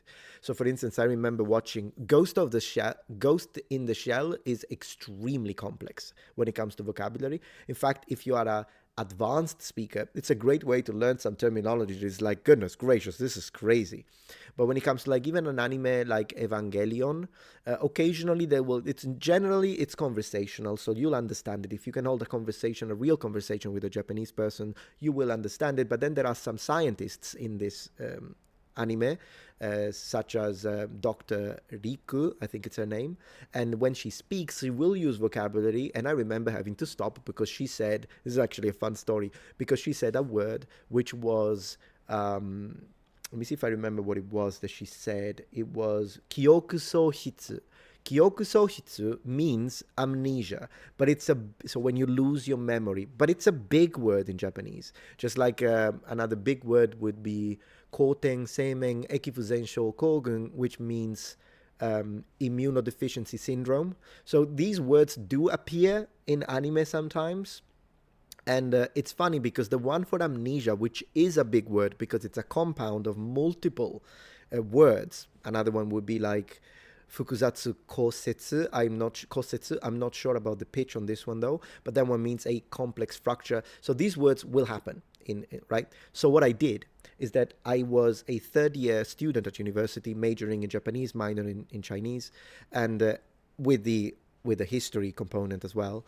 And then I remember I was taking the test, and up to that point, the Japanese 1 and Japanese 2, those two exams that I did as a first and second year student, I got maximum points, like the maximum score that you can get, which in Italy is 30 out of 30.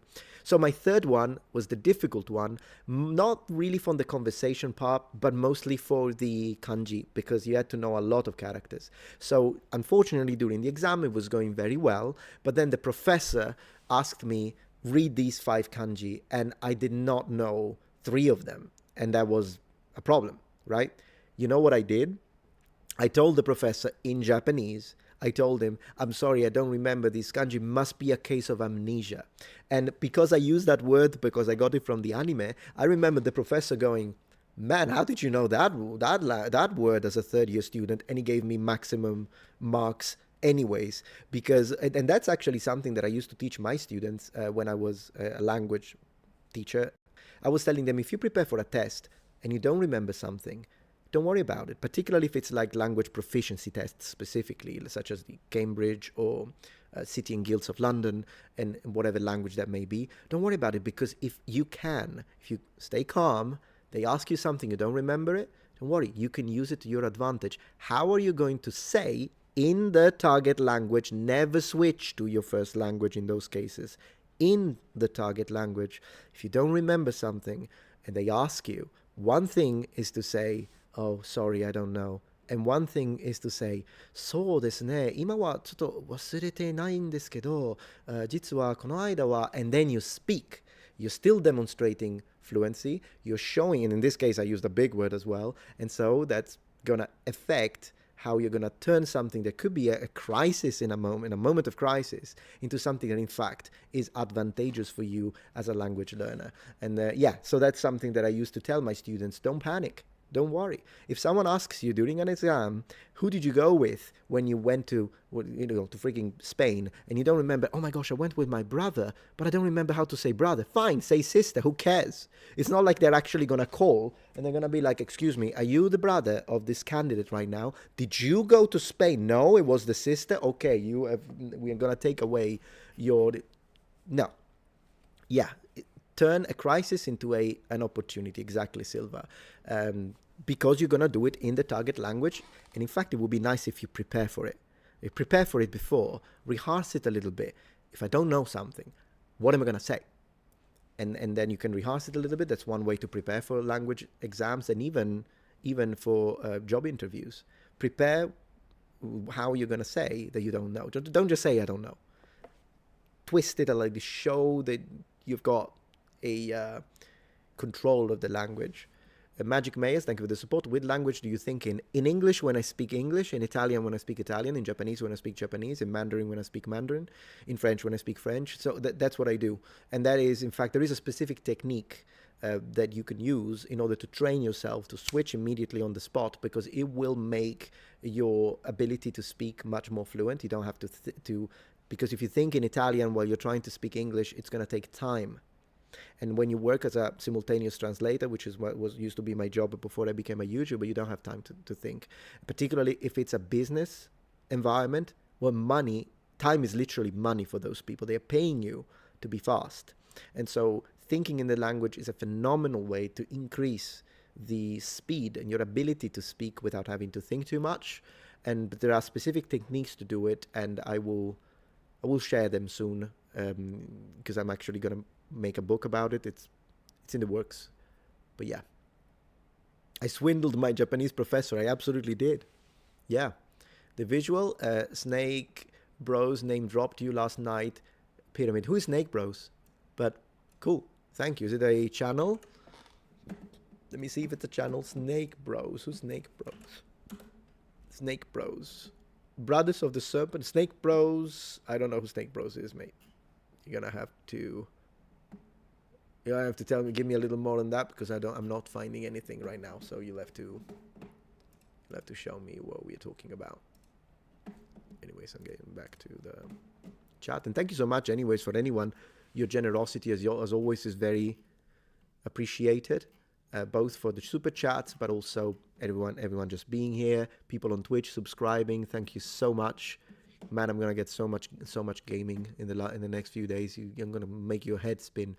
And anyone becoming members like Helen One here, thank you so much for your support. It's thanks to members and it's thanks to Twitch subscribers that I can keep playing and putting more hours into gaming that I absolutely love. So thank you so much, guys. Massive shout out to everyone on Twitch. You're great, guys. Anonymouse, Exotic, Open Mantra, all of you guys, you're great. Marox, Winter Suns is always doing in my streams, and it's great to have you here. Baron, of course. Baron is everywhere, though, so he's kind of a jolly. But also, thank you so much for you here becoming members of the channel, because members have gone up significantly in the last few weeks, and this really allows me to not have to care that there might be some backlash when I say something, because then even if a video is penalized in the algorithm, because maybe they don't want certain things to be said, or they're trying to control the narrative, then it won't matter, because thanks to your support, the content becomes self-funded. And then whenever I need to pay one of my researchers, I can do it, and I don't have to worry about, like, man, this is going to cost a lot. What do we do? Do we need to cancel this project if YouTube doesn't get, because unfortunately views are connected to how much revenue we make. It's not that it's all about money, but I would be lying if I told you money doesn't matter. No, money does matter, because I can't use the truth to pay bills. So, but thanks to you and your support, I just want to thank you. Really, both me and my wife are very appreciative of your support. Memberships are going up. We're getting close to 500 members. And tonight we got also a decent amount of people becoming members, and I really appreciate that. And if anyone is watching right now, if you've been considering, there we go, Maggie, thank you so much for becoming a member. I just want to encourage you to do that, and we really appreciate it. And it really is the foundation of our ability to approach any topic, because we know that even if there is a backlash, it won't matter, because you are literally basically supporting the production of the videos regardless of the cost that there may be, and regardless of how Google and YouTube are going to be like, no, not this video, we're going to cap it at 15,000 views, and which for some people are a lot, but for the kind of production that I have to put into it, 15,000 is not enough. It would have to go into a loss, which sometimes I take it, it's fine. But thank you, Maggie, for becoming a member and joining the inner circle. I appreciate that. David says we should do a language live under Metatron's Academy. Yeah, I've done those sometimes. I'm happy to do a few more, absolutely. We could do a live when we change language every few minutes. I could put a little clock and then we switch and we do like 3 minutes in a language, 3 minutes in another language. I'd be happy to do it. It'd be great practice for me, actually, so I don't get it rusty, since we were talking about that with David, right? If you don't use it, you get rusty, right? So we got to use it. You love the emojis, appreciate that. I'll put more helmets, by the way. I'm going to put more helmets in the emoji. I'll do it in the next few days. You should do an English stream. What? You've all gone crazy with gift membership, and as someone on the receiving end, I am working on a way to return the favor. That's wonderful, Spencer. Samuel Spencer. I'm glad that you received the membership. You seem like a really cool guy. Love the name Luna, by the way. Moon in both Italian and Spanish, right? The visual dialectic, thank you for the support. Brothers of the Serpent, last video, guest mention. Okay, Brothers of the Serpent. I'm curious. Oh, and sorry, I need to show this. Apologies, I forgot. I was still...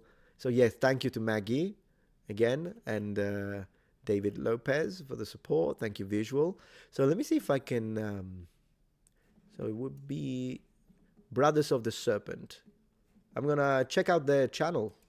30,000 subscribers. Okay, Kafra. Yeah, I'll watch this video. I'll watch it either tomorrow or the day after. I'm going to watch it. 2 hours. It's very long. A lot of the man, they put, I gotta say, I don't know who these guys are, but I have to say, they put in the work. 2 hours, 2 hours, 2 hours, 2 hours. Holy moly, respect from me for that. Absolutely, absolutely. So I always appreciate the people mention the channel. So regardless of what they say, I want to return the favor and mention them right now. But I'll watch the video and we'll see. I'm actually looking forward to that, because the myth of Osiris, this looks interesting. Absolutely. Let me see. What do they say? Brothers of the Serpent, a podcast in which two brothers explore the mysteries of the ancients, the ages, and the modern day. Sounds very fun. I'll definitely check it out. And if there are videos that I think we could make a response towards, I will do it. We'll have a look. Totally. So I appreciate the mention, of course. Always appreciate mentions. Very cool. Luna, yeah, there we go. Yeah, Luna, exactly.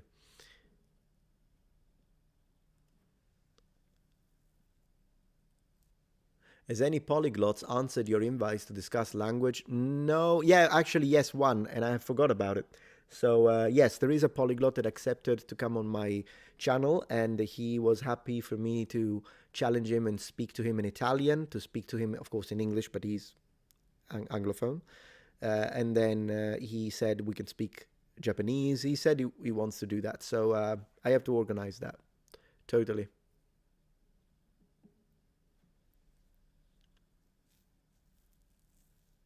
You listen to Mike Duncan podcast, so 2 hours is nothing, but still it's a lot. Yeah, I guess usually podcasts tend to be on the longer side, don't they? No, sorry, David. Apologies for that. It's not. Would you ever consider looking at more biblical archaeology videos? Sure, for sure, yeah. My biblical videos always take forever to be made. That's why I don't post them very often. But I've one on the flood that I've been working on. And then there's more that I've been working on. It's just that they take a very long time. But yeah, sure. Totally. Do you think sign language could be a useful second language if you are in an environment where this would be useful to you, in the sense that you interact with people that, I think sign language is mostly for people who are, mute or deaf, right? Deaf people, then absolutely. But if you are in a situation where you could maybe go and live or hang out with people in another country or from another country, I would still suggest to invest time into another language, actual spoken language. But if you find sign language fascinating, go for it. Absolutely. Yeah, for sure. That would be fun to know, actually. I would love to know a little sign language. I don't, though. Oh, it's a joke. Yeah, I know. Yeah, exactly, Nicholas. I didn't get it, but sorry about that. True, yeah.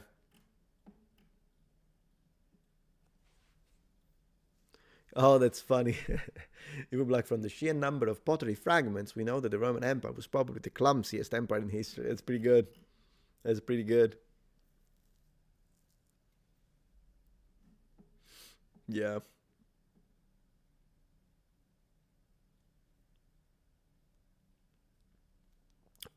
お世話になりましたが、どうぞよろしくお願いします。はい。よろしくお願いします。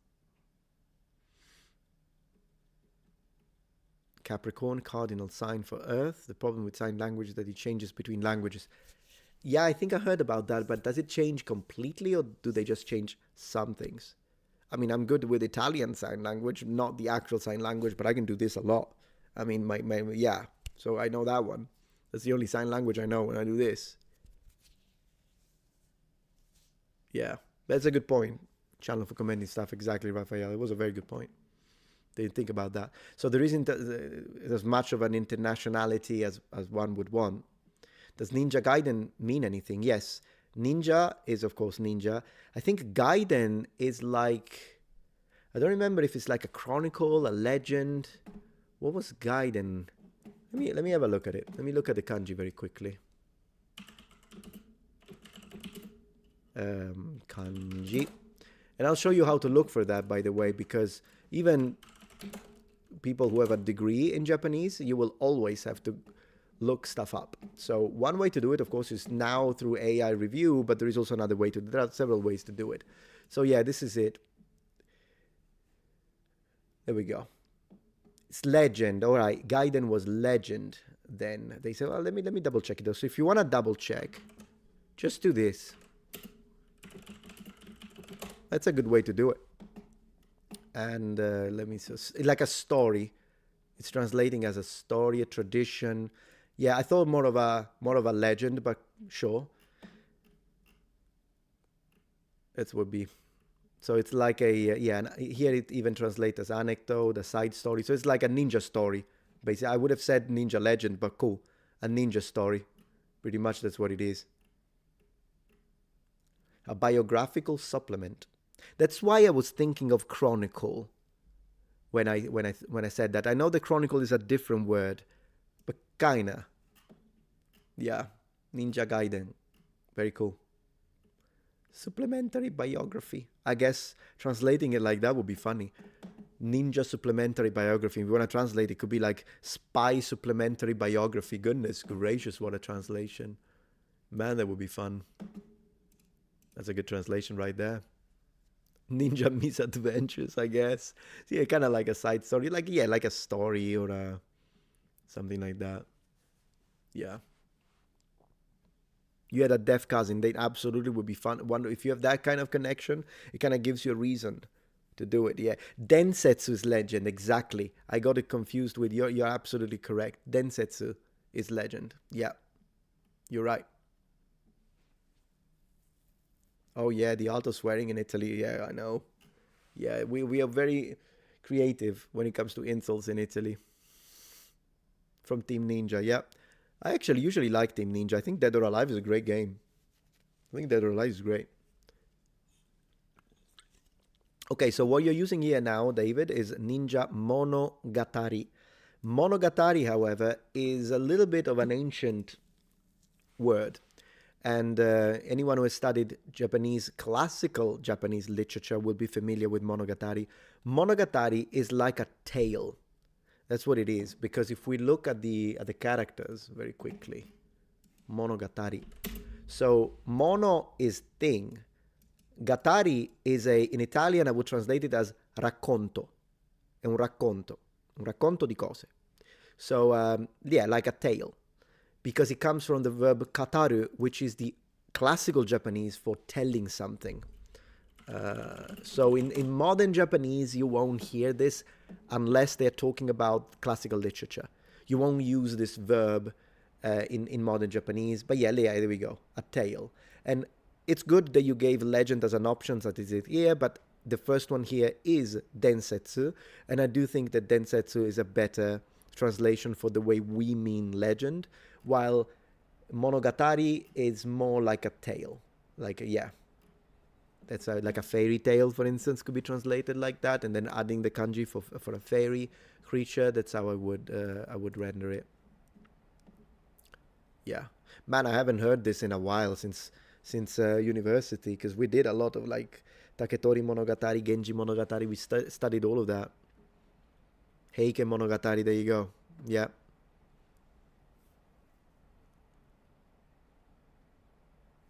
So there is that. But yeah, ninja nonsense. Ninja nonsense. No, I've never seen it, but it's funny now because I'm thinking ninja. What does ninja? I know it's not what you're saying, but for a moment I connected it like that, and I thought Ninja Gaiden would be ninja nonsense. Man, next time they're gonna ask me that, I'm gonna translate it like that. It means ninja nonsense, and then I'll tell them it's not true, but it's funny. Shin Hokuto no Ken, yeah. I love actually this because it's a little bit of a play on word, since Hokuto is the northern star, of course, No is the possessive, but Ken is not just the name of the character, Kenshiro, but it's also a punch. Ken can also be an attack, and Ken can also be a sword. So Ken is a monster word, but Japanese has a lot of homophony, which is one of the reasons why they have the, exactly, it's one of the reasons why they have the, they use kanji, because at one point, I think it's only natural that when you have one word and it can mean 60 different things, and they're like, which one do you mean? They're like, this one, and they draw it in the air, which they still do, by the way, in Japan. And it's so funny when they do that. But yeah, it makes sense. Tekken, exactly, is the conjunction of the word tetsu. I don't remember the pitch, so don't quote me on that, but tetsu or tetsu, I don't know which one it is, means iron. That's what it means. And Ken is a fist. So Iron Fist. It's the Iron Fist tournament. It's just that no one says Tetsuken when you have tsu, and k in Japanese usually is simplified into a double K sound. So Tekken. It's just that the N in Japanese is nasalized. Always nasalized when it's at the end of a word. It's Tekken rather than Tekken. Like I would say, if I'm speaking Italian, I would say Tekken. And if I'm speaking English, you would say, yeah, let's play some Tekken. But the N is not pronounced in Japanese. I mean, it is pronounced in Japanese, but it's nasalized. So from an Italian perspective, it's like the N in the word banca. We fully nasalize it. Banca. It's fully nasalized. In English, an example of a nasalized N. If you're Portuguese, that's probably your default at the end of words as well. If you speak English, what's an example in English of a nasalized N? I can't think of it. I can't think of one right now, but yeah. Tekken. So yeah.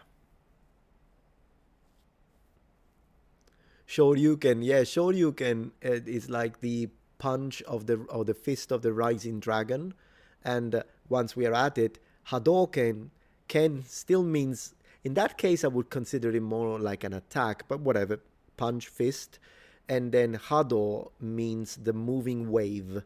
If you look them separate, if you look at the kanji, I'm such a nerd. That's what happens when a nerd goes to university and learns Japanese. Yeah, exactly. So on its own, nami, which means wave, and on its own, it's true that it's do, but since we're doing it, this would be the verb ugoku, which is to move in Japanese. And so it's the moving wave, it's the attack or the fist of the moving wave. And in fact, here is one thing that you may not know. Let me give you some for people on Twitch. This one is dedicated to you guys on Twitch. But look at this. Hadouken, and then, sorry, I'm just going to do this. We're going to go to images. In the early game, these are all incorrect. If you look in the early game, if you pause in Street Fighter 2, inside the Hadouken, there are the pixelated hands. They are inside the Hadouken. They are here. Look at this. I never knew this. So, yeah, I guess it is a punch, sort of, because the hands are inside the fireball. They're literally projected inside the fireball. That's an interesting piece of trivia that you did not need to know, and now you do. And you will not be able not to see it if you play Street Fighter 2 again, the old one only, though. It needs to be the old one, but the hands are literally projected inside the fireball. And as the fireball proceeds forward, I'm such a nerd. So as the fireball proceeds forward, the hands, the image of the hands inside the fireball continue onward. And yeah, that's a Hadouken. And you did not need to know that. But now you do, and there is nothing you can do about it. Yeah.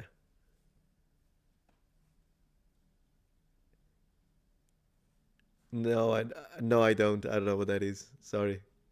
I mean, Tenshin, it's a word that is used in a lot of anime. It depends how you write it, but ten can be heaven, and or like the heavens. I prefer to translate it that way. So the sky, but in a metaphysical sense, is usually ten.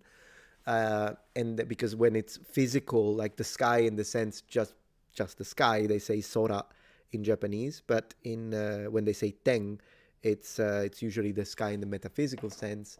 And then Shin can be God or gods or spirit of nature. That could be one translation. Do you know the game Tenchu? Do you remember the game Tenchu for like PlayStation 2, PlayStation 1? Ten is the same. It means the heavens, the sky. And then Chu means punishment. So this game, the one about the ninja, right? Here it's written in kanji. It means heavenly punishment. Tenchu. For what I remember. It's been a while, guys. It's been a while. But that's what it means. Tenchu. What a game, by the way. What a game. I love Tenchu. Tenchu 2 is my favorite. Don't even care. I will not apologize for this take. I will not apologize for this take. Do you guys know what Chun-Li means, since we're talking about these things? What does Chun-Li mean? What does Chun-Li mean? Chun-Li, my gosh. And then we write it in, well, Hanzi technically, but maybe if we write kanji, we still, yeah. So it means, so Li, it's not this actually. It means, let me see if I can find it, spring beauty. Beauty, there we go. So this is spring, and this is beautiful, but that's not the kanji for beautiful. Chun-Li, as far as I remember now, I don't find it, but it's beauty of the spring. I think that's what it means, if I'm not wrong. Ryu, I know this one for a fact though, so you can quote me on this one. Ryu means noble, so he's a noble one. This is dragon, but Ryu from Street Fighter, does not use the kanji for dragon. He uses the kanji for noble. Let's see if I can find it, like noble in heart. And then on his belt, he has these 4 kanji, which mean wind, forest, fire, and mountain. This is what's written on his belt. So yeah, that's Ryu from Street Fighter. I think they read it Purin Kazan is how you read it. Purin Kazan. Individually would be Kaze. This one is like Hayashi, I think, because if it's 3 and then it's a big forest, it's Mori. But when it's 2, I think it's Hayashi. Then it's Hi for fire and Yama for mountain. But because they're one next to the other, the pronunciation changes and it becomes Purin Kazan. And Japanese is fun, guys. Yeah, Ryu is a noble one. Spring Beauty kicked my ass on the ground. Yeah, exactly. No, I think spring, they don't mean young. Spring, they mean spring, the season. Because when you have the 4 kanji for the season, they read it Shunkan Shuto. But like it's Haru, Natsu, Aki, Fuyu. These are the characters. I'm actually short on the pitch on those. And they just mean spring. Yeah. Because I guess spring is a beautiful thing. I don't know. You have to ask Japanese people. But yeah, delicious pudding, absolutely. How did you pronounce the Street Fighter attacks? As a kid, I had no idea. Particularly the supposed Tatsumaki Senpukyaku. No way. I thought he was saying like Takken. I had no idea what he was saying. Hadouken, I used to say Hadouken. I thought it was a U because I think it was the microchip, the chip that was used for sound, both on the Genesis and the Super Nintendo, couldn't render that voice very well. So it didn't actually sound like he was saying Hadouken. It sounded like he was saying Hadouken. That's what it sounded like, at least in my opinion, right? Hadouken, same, exactly. So it's got to be, I don't know what it is with that sound recording, but he always says, it sounds like that. But it's not. It's actually Hadouken. But to me, it's Hadouken. It's in my head. That's how everyone said it. You remember that? Yeah, exactly. There was something like with the chip, and in an arcade, it's always so loud that you can't really hear it that well.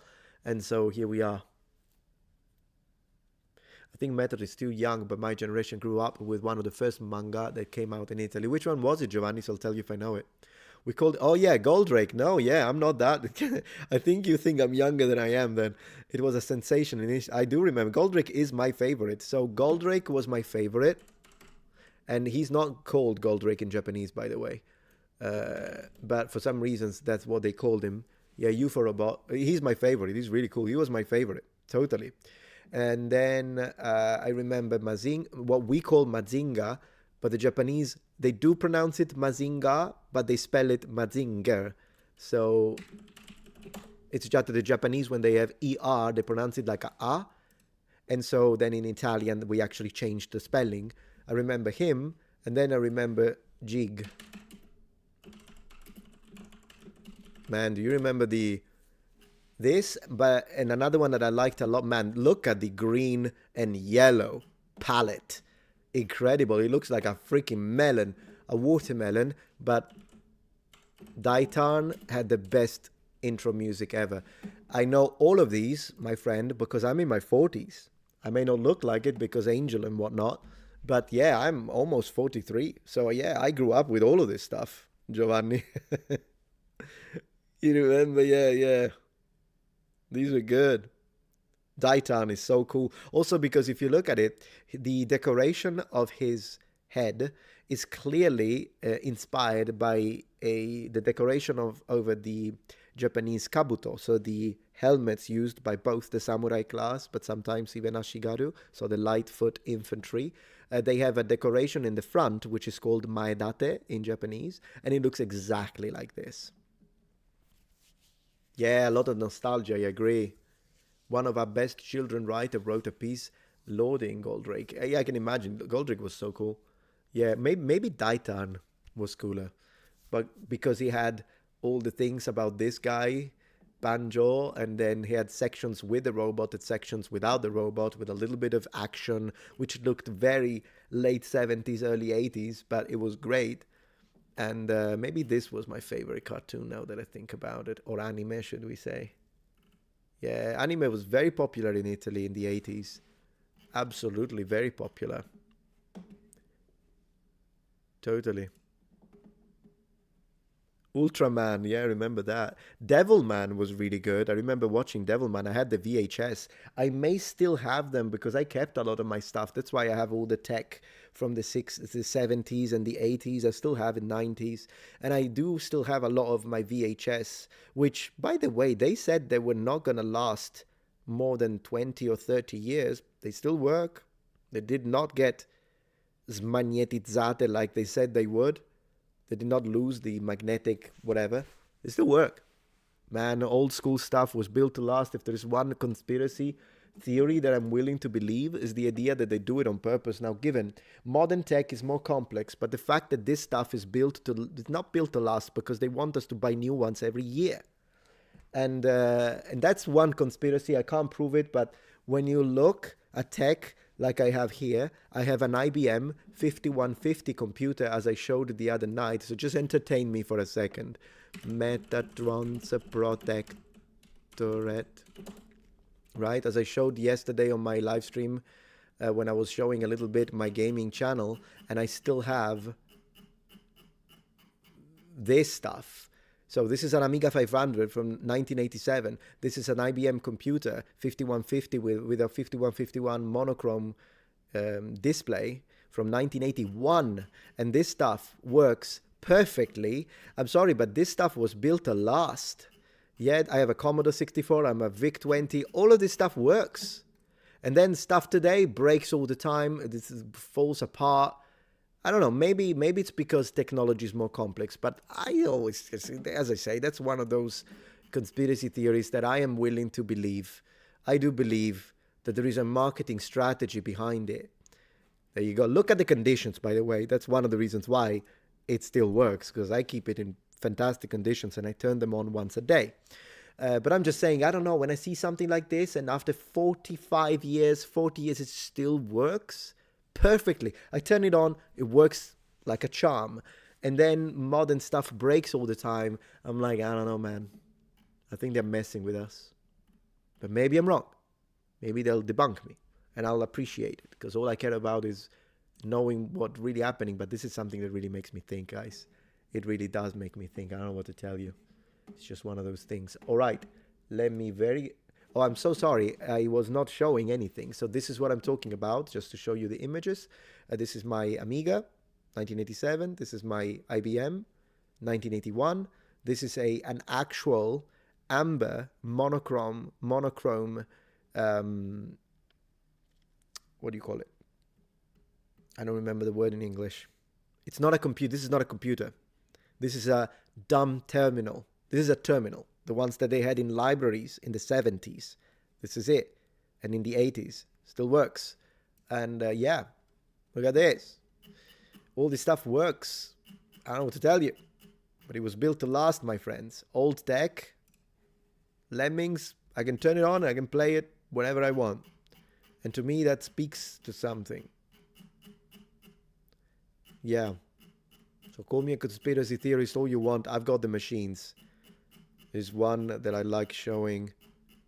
Look at this. Commodore 64 works. VIC-20. I think you guys know. Yeah, I love collecting all this stuff, by the way. But yeah, this is the situation, and they work. I don't know what to tell you. They work wonderfully. Is it weird to find those beautiful? Not at all. No, I love the aesthetic. I even love the fact that they're all beige, because they were trying to match offices in the 70s. They were beige. Everything was freaking beige, 70s and 80s. And so clearly tech was all beige. And I love it. I love the beige. The first was a Samsung 3000 in 1987. Yeah, I mean, my first computer was the Amiga 500 because I couldn't afford an IBM. So the IBM I have, I bought it recently because I was fascinated with the technology, basic and whatnot. Planned obsolescence. That's the way it feels to me. Because they don't care. They want you to buy a new one the year after anyways. It's like you've got a perfectly working TV with 4K. What do I need another TV the year after? What do I need it for? I don't need it. It's perfectly functional. But it's like there is something about, I guess it's a consumism. Is that an expression? Like the idea of throwing away stuff that works just because society pushes you to do it. While I guess one difference that you had with our grandparents was that you got a little cut in your t-shirt, you fix it. And that's something we had in common with medieval people. Medieval people, it's in the sources. Something breaks, they fix it. They fix it. Don't throw it away, just fix it. We kind of lost that. I have that feeling, and I think we lived through this change. So people who are born now and they are young, they might not notice that because they were born in this idea, in this culture. But for us that come from that and lived through this, we can see that now is, throw away. This headphone's starting to have a little problem, throw away. This other thing, throw away. This controller, buy a new one. And so a lot of waste is produced because of it. And I think we've lost something that in fact connected us to the ancients when it comes to that. Evil Black, thank you for the support. If you're not familiar with it, you need to watch Get a Robo. There is an underlying story over the background of every show that amounts to your only hope for survival will also be the inevitable doom of all life. That's fascinating. Deep stuff, my friend. Man, you always point me to deep stuff. Yeah, throwaway culture is real, says David. Totally. And it's a bit of a shame. I think it would be nice. We don't even have the skills. Do you know how to sew? Do you know how to repair stuff? I don't. I haven't got a clue. I don't know how to sew, but I can tell you this much. My grandmas, I mean, I've never met my grandparents, unfortunately, on either side. But I was told that they were really good. And my friend's grandma, oh yeah, she could sew anything. A sock? Don't buy a new one, just sew it. He's got a little cut in the front because you haven't cut your freaking toenails. And now you literally went through it like you're stabbing an enemy with a sword. Well, she's going to fix it. She's going to fix it. I wish we kept that. Maybe I'll try to teach that to the kids in the future. Who knows? I better be cultured. I'm 49. Hey, sounds good, David. Very cool. Good to have you here. You're getting close to that 50. You're getting close to that 50. And believe it or not, with memberships, we're getting close to 500 members, guys. 500 members. I really appreciate. David Lopez writes the kanji Tenno, which is the characters that represent the emperor in feudal Japan. It's the kind of like because they were connected to the sky. That's something they got from ancient China. And then Tengoku is one way to say heaven in the sense of kingdom of the sky or kingdom of the heaven. Totally, yeah. So those are also ways to say it. Beautiful kanji, by the way. Beautiful words. Yeah, the heavenly mandate. Yeah, that's what I'm talking about. The idea that in ancient China, and I guess that kind of connected and bled into Japan, but that's how authority was justified. It was the idea of the heavenly mandate that for instance, the mandarins, but most importantly the emperor in China of a new dynasty would claim that they were receiving the authority from the heavens. And you know what's interesting about that? Since we are talking a little bit about characters, normally in the West, we have this idea, we have a different approach than in Asia. If you try and get, this is a curiosity that I want to share with you that I think is fascinating. So if you go to eBay or anywhere and you want to buy a book about Japanese or Chinese, so in fact, I might be able to actually show you physically, but let me see first if I can find it here. Book to learn Mandarin. Let me see if I can show you what I'm talking about. I'm just gonna need 1 second, please. Let me see if I can find it, because I want to show you this thing because it's an interesting. Maybe you know what I can show you. I can think, what was it called? I'm trying to remember the name. Book 1. Yeah, I need a second, and then I'll show you this, what I'm talking about, because it is an interesting thing. Maybe I found it. This is HK Hanyu. Okay, not that. Hanyu. Oh, I remembered it. Hanyu Jiaocheng. That's what I was looking for. All right. So let me see. Found it. Okay. Sorry if it took me a minute. Then I'll put the chat back. Now, this is the book that I used to study Chinese in school. It's called Hanyu Jiaocheng, and it's directly published by the Beijing Daxue, so the University of Beijing. And what's interesting is that you'll notice that oftentimes, you know how we say volume 1, volume 2, in Chinese and in Japanese, instead of basically putting volume, they usually put this character here. And you find it in all sorts of, let me see if I can find, sorry that these are a little small, but let me see if you can still see. So the character is the one for up. You'll see it here. And then they have the character for down. Now, normally from a bit of a Western perspective, what we would imagine, let me bring the chat back, is that, well, volume 1 is going to be the one with the character for down, because you start, right, from a lower ground, and then you will have the character for up for the next volume, volume 2, because it's the next one. But in Chinese and in Japanese, it's the opposite.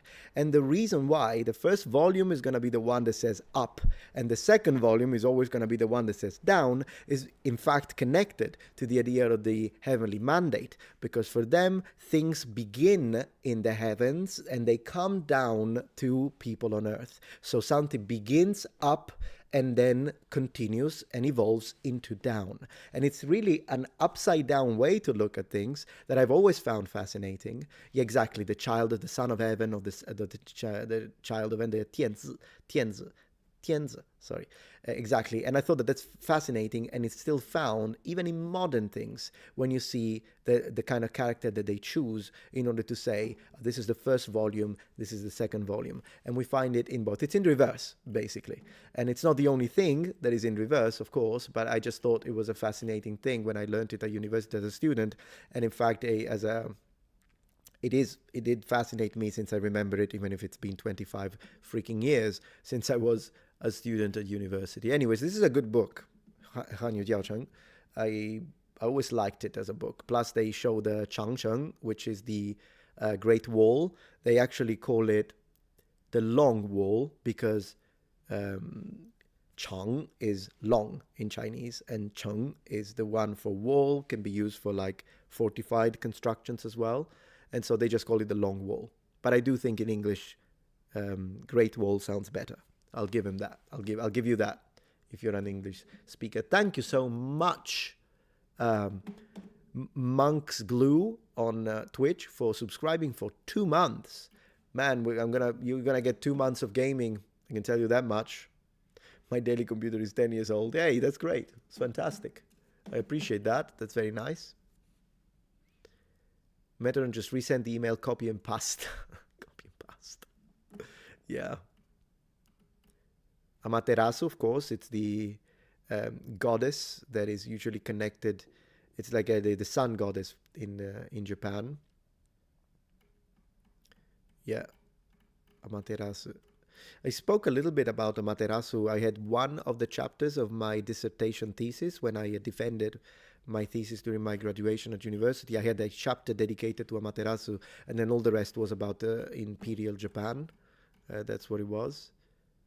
My dissertation a long time ago.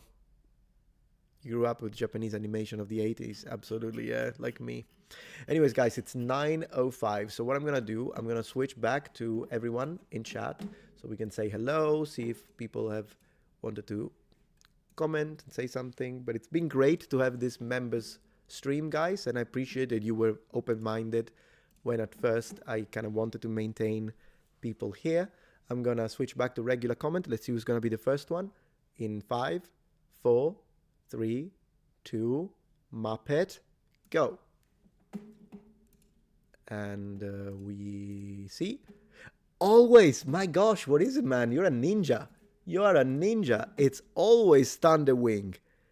Who is the first one? I'm hashtag. GG, man. Man, you always win. You're like a freaking Formula One. That's fantastic. Hello, Melanie. So good to have you here. So, guys, I'm going to leave you with the chair for just 1 minute. Hey, Jay.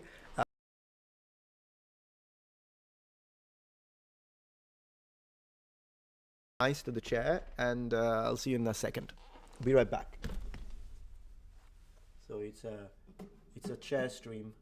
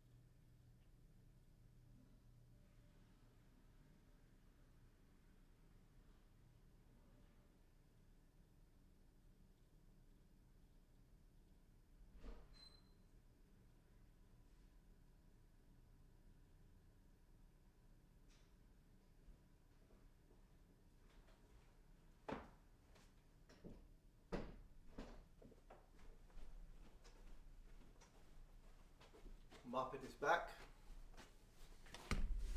I hope you had a good time with the chair. I hope you weren't Muppets to the chair.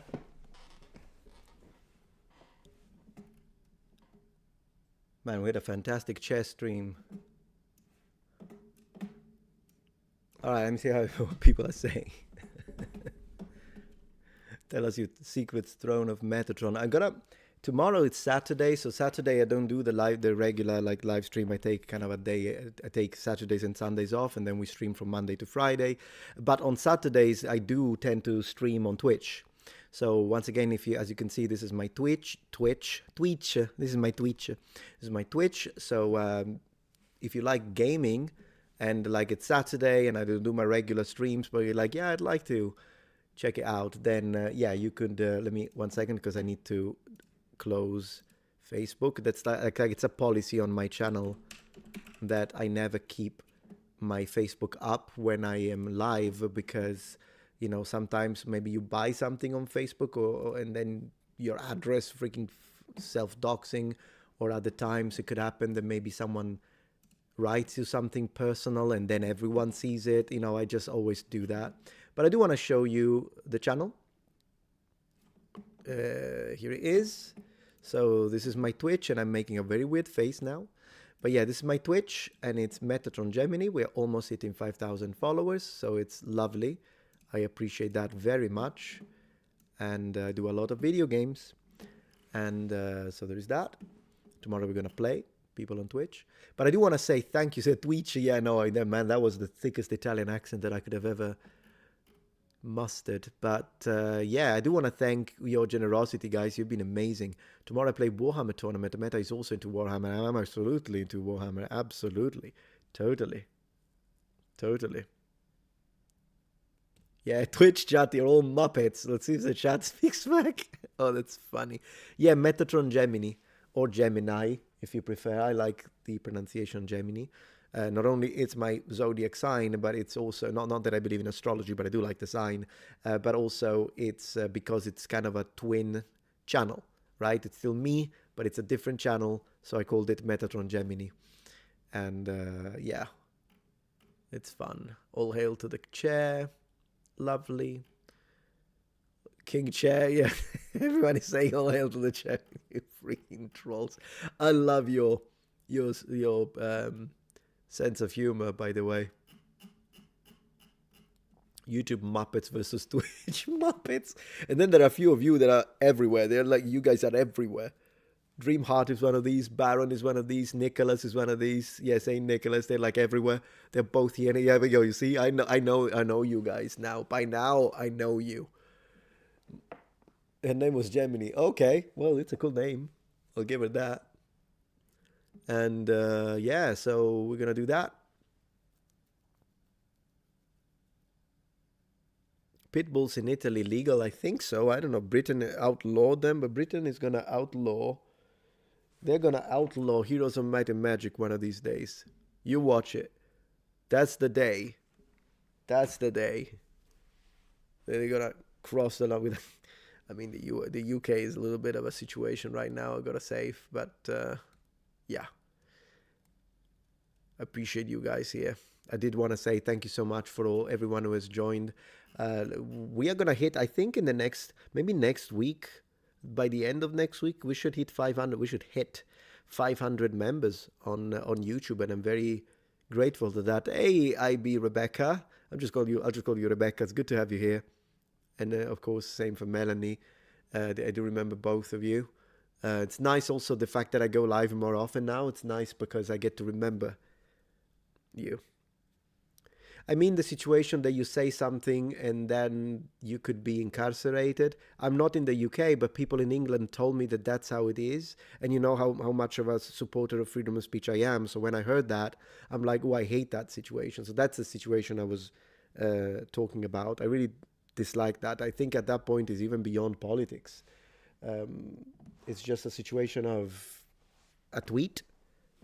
Right, that thing. Yeah, that's the thing. And again, I'm not in the UK, so maybe someone will tell me, no, it's exaggerated. I don't know. But I did ask someone from England, and they told me, yeah, the situation right now is crazy. You can't post anything. you are, well, you let me know, because they'll tell me like, yeah, you can't post anything because they could use it against you and they bring you to jail. Like, that's crazy. I mean, what I think is that when a social media post is bad, we should frown upon it, and that's it.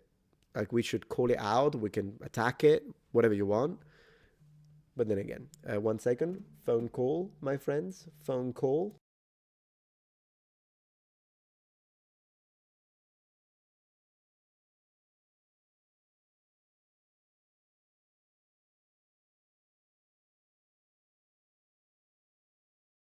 But anyways, with that, I'm going to go make dinner because, as always, I forget that I need to make dinner. Thank you very much, guys, for being here. I'm going to stop the stream, and it was fantastic to have you here, both on Twitch and on YouTube for the multi-stream. I'm just going to say good night, guys. Have a fantastic rest of the evening. Thank you for your generosity. And yeah, for those of you who follow me on Twitch, we'll see you during these weekend gaming session. And for anyone else, I'll keep post, of course, my regular content on YouTube. And I will see you next week for the live streams. Have a fantastic evening, guys. Thank you for being here. And good night. Ciao, ciao, ciao. Ciao, ciao, ciao.